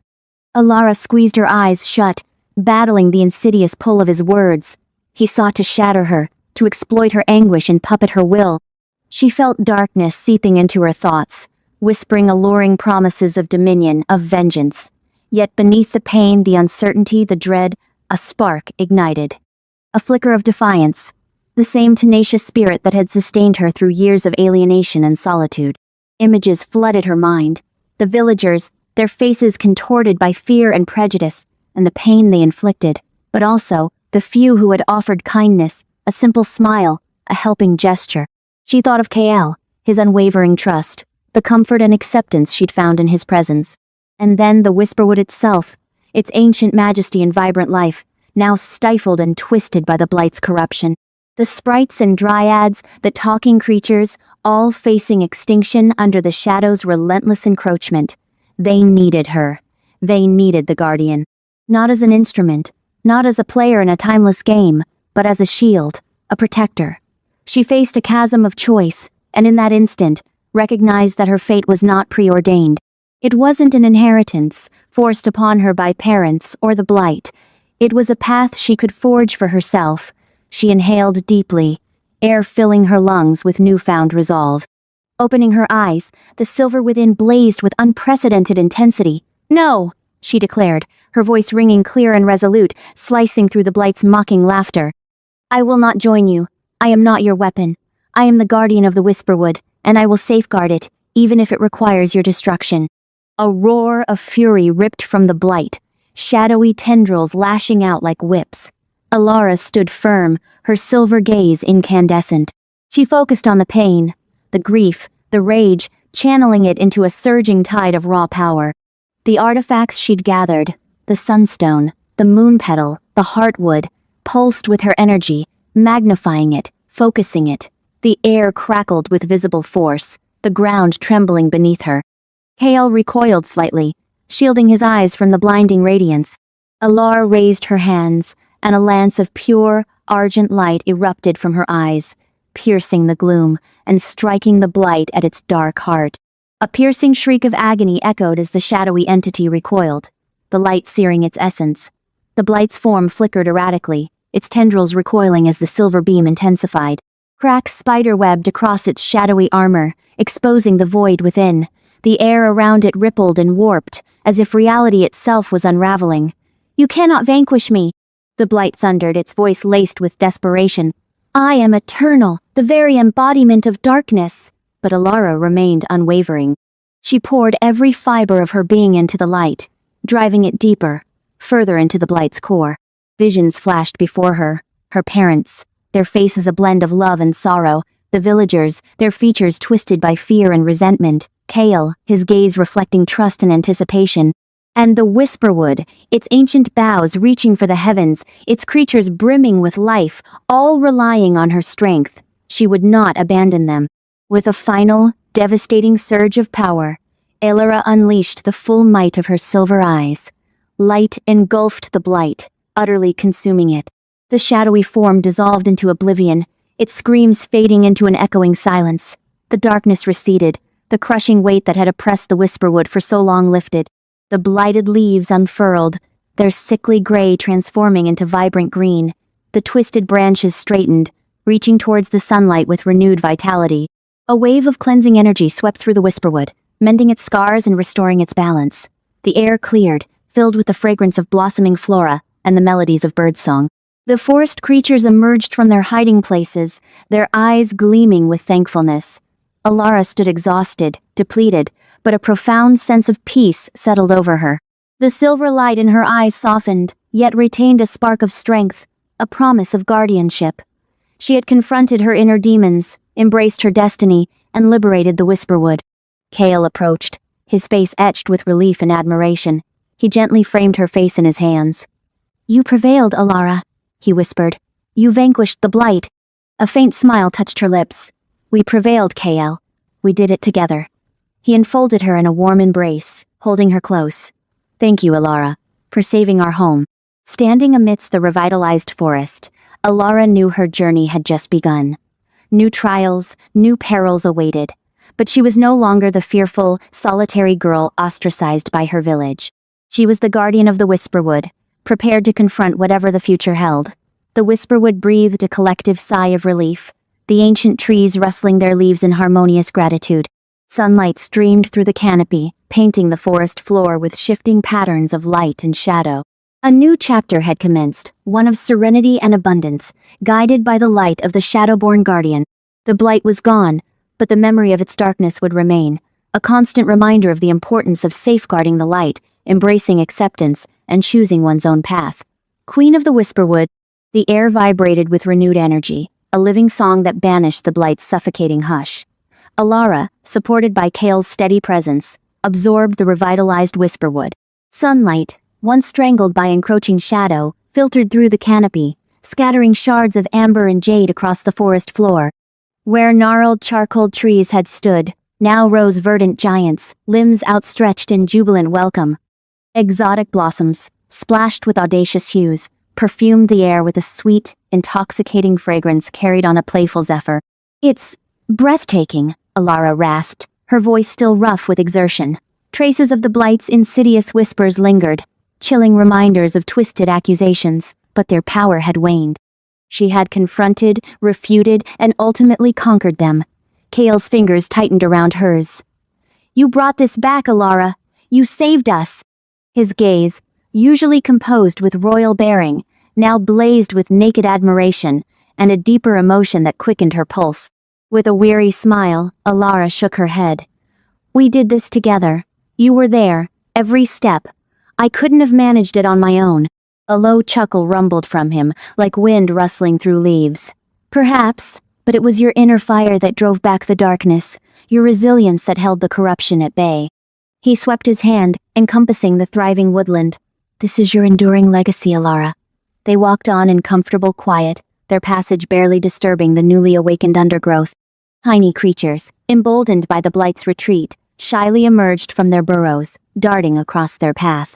Alara felt a surge of warmth, a profound connection to the whisperwood that resonated within her very core. It was as if the forest exhaled a sigh of contentment, drawing her back into its embrace. They arrived at a clearing overlooking a valley awash in wildflowers. A crystalline stream tumbled down the rock face, its gentle cadence a calming melody. Alara eased herself onto a moss-covered boulder, her weary limbs finally giving way. Kale settled beside her, his gaze drawn to the distant horizon. "The fight isn't over. Though banished, the blight's residue remains. We must ensure it never takes root again." Alara nodded, following his line of sight. "How so?" "The whisperwood is fragile still. Its creatures are timid. They need guidance, reassurance, a shield, a protector." He turned, his gaze locking with hers, an intensity that stole her breath. "They need you, Alara." She glanced at her hands, scarred and toughened from their trials. "Me? I'm just Alara, a banished villager, an outsider. You are infinitely more than that," Kale declared, his voice resonating with conviction. "You are Shadowborn. You command power unlike any I've ever witnessed, and you've proven yourself worthy. You are the Whisperwood's guardian, Alara. Embrace your calling." His words struck a chord deep within her, igniting a spark. She recalled her parents, their sacrifice, the web of deceit she had unraveled.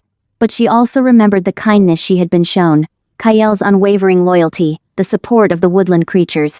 She thought of the potent light she had unleashed, the energy surging through her veins. Closing her eyes, she inhaled deeply, extending her senses. The whisperwood responded, its life force flowing into her, imbuing her with a sense of serenity and purpose.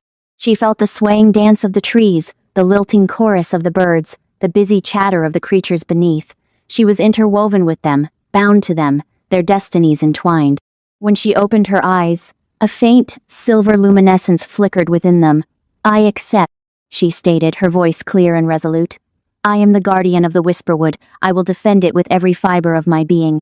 Kale smiled, a genuine, heartfelt expression that erased all shadows from his face. "I knew you would," he murmured softly. He reached for her hand, his touch sending a shiver of energy through her.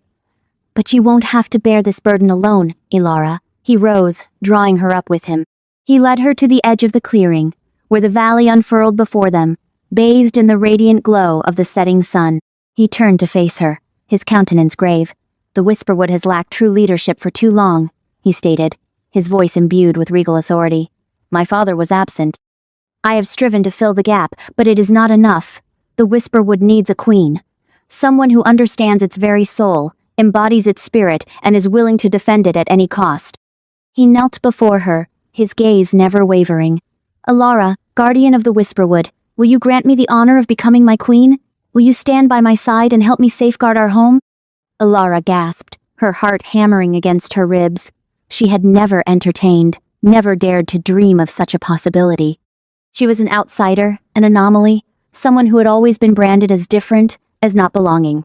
And now, the king of the Whisperwood was asking for her hand. Tears welled in her eyes, tears of joy, of release, of disbelief. She reached out, cradling his face in her hands, gently smoothing away the faint lines of worry etched on his brow.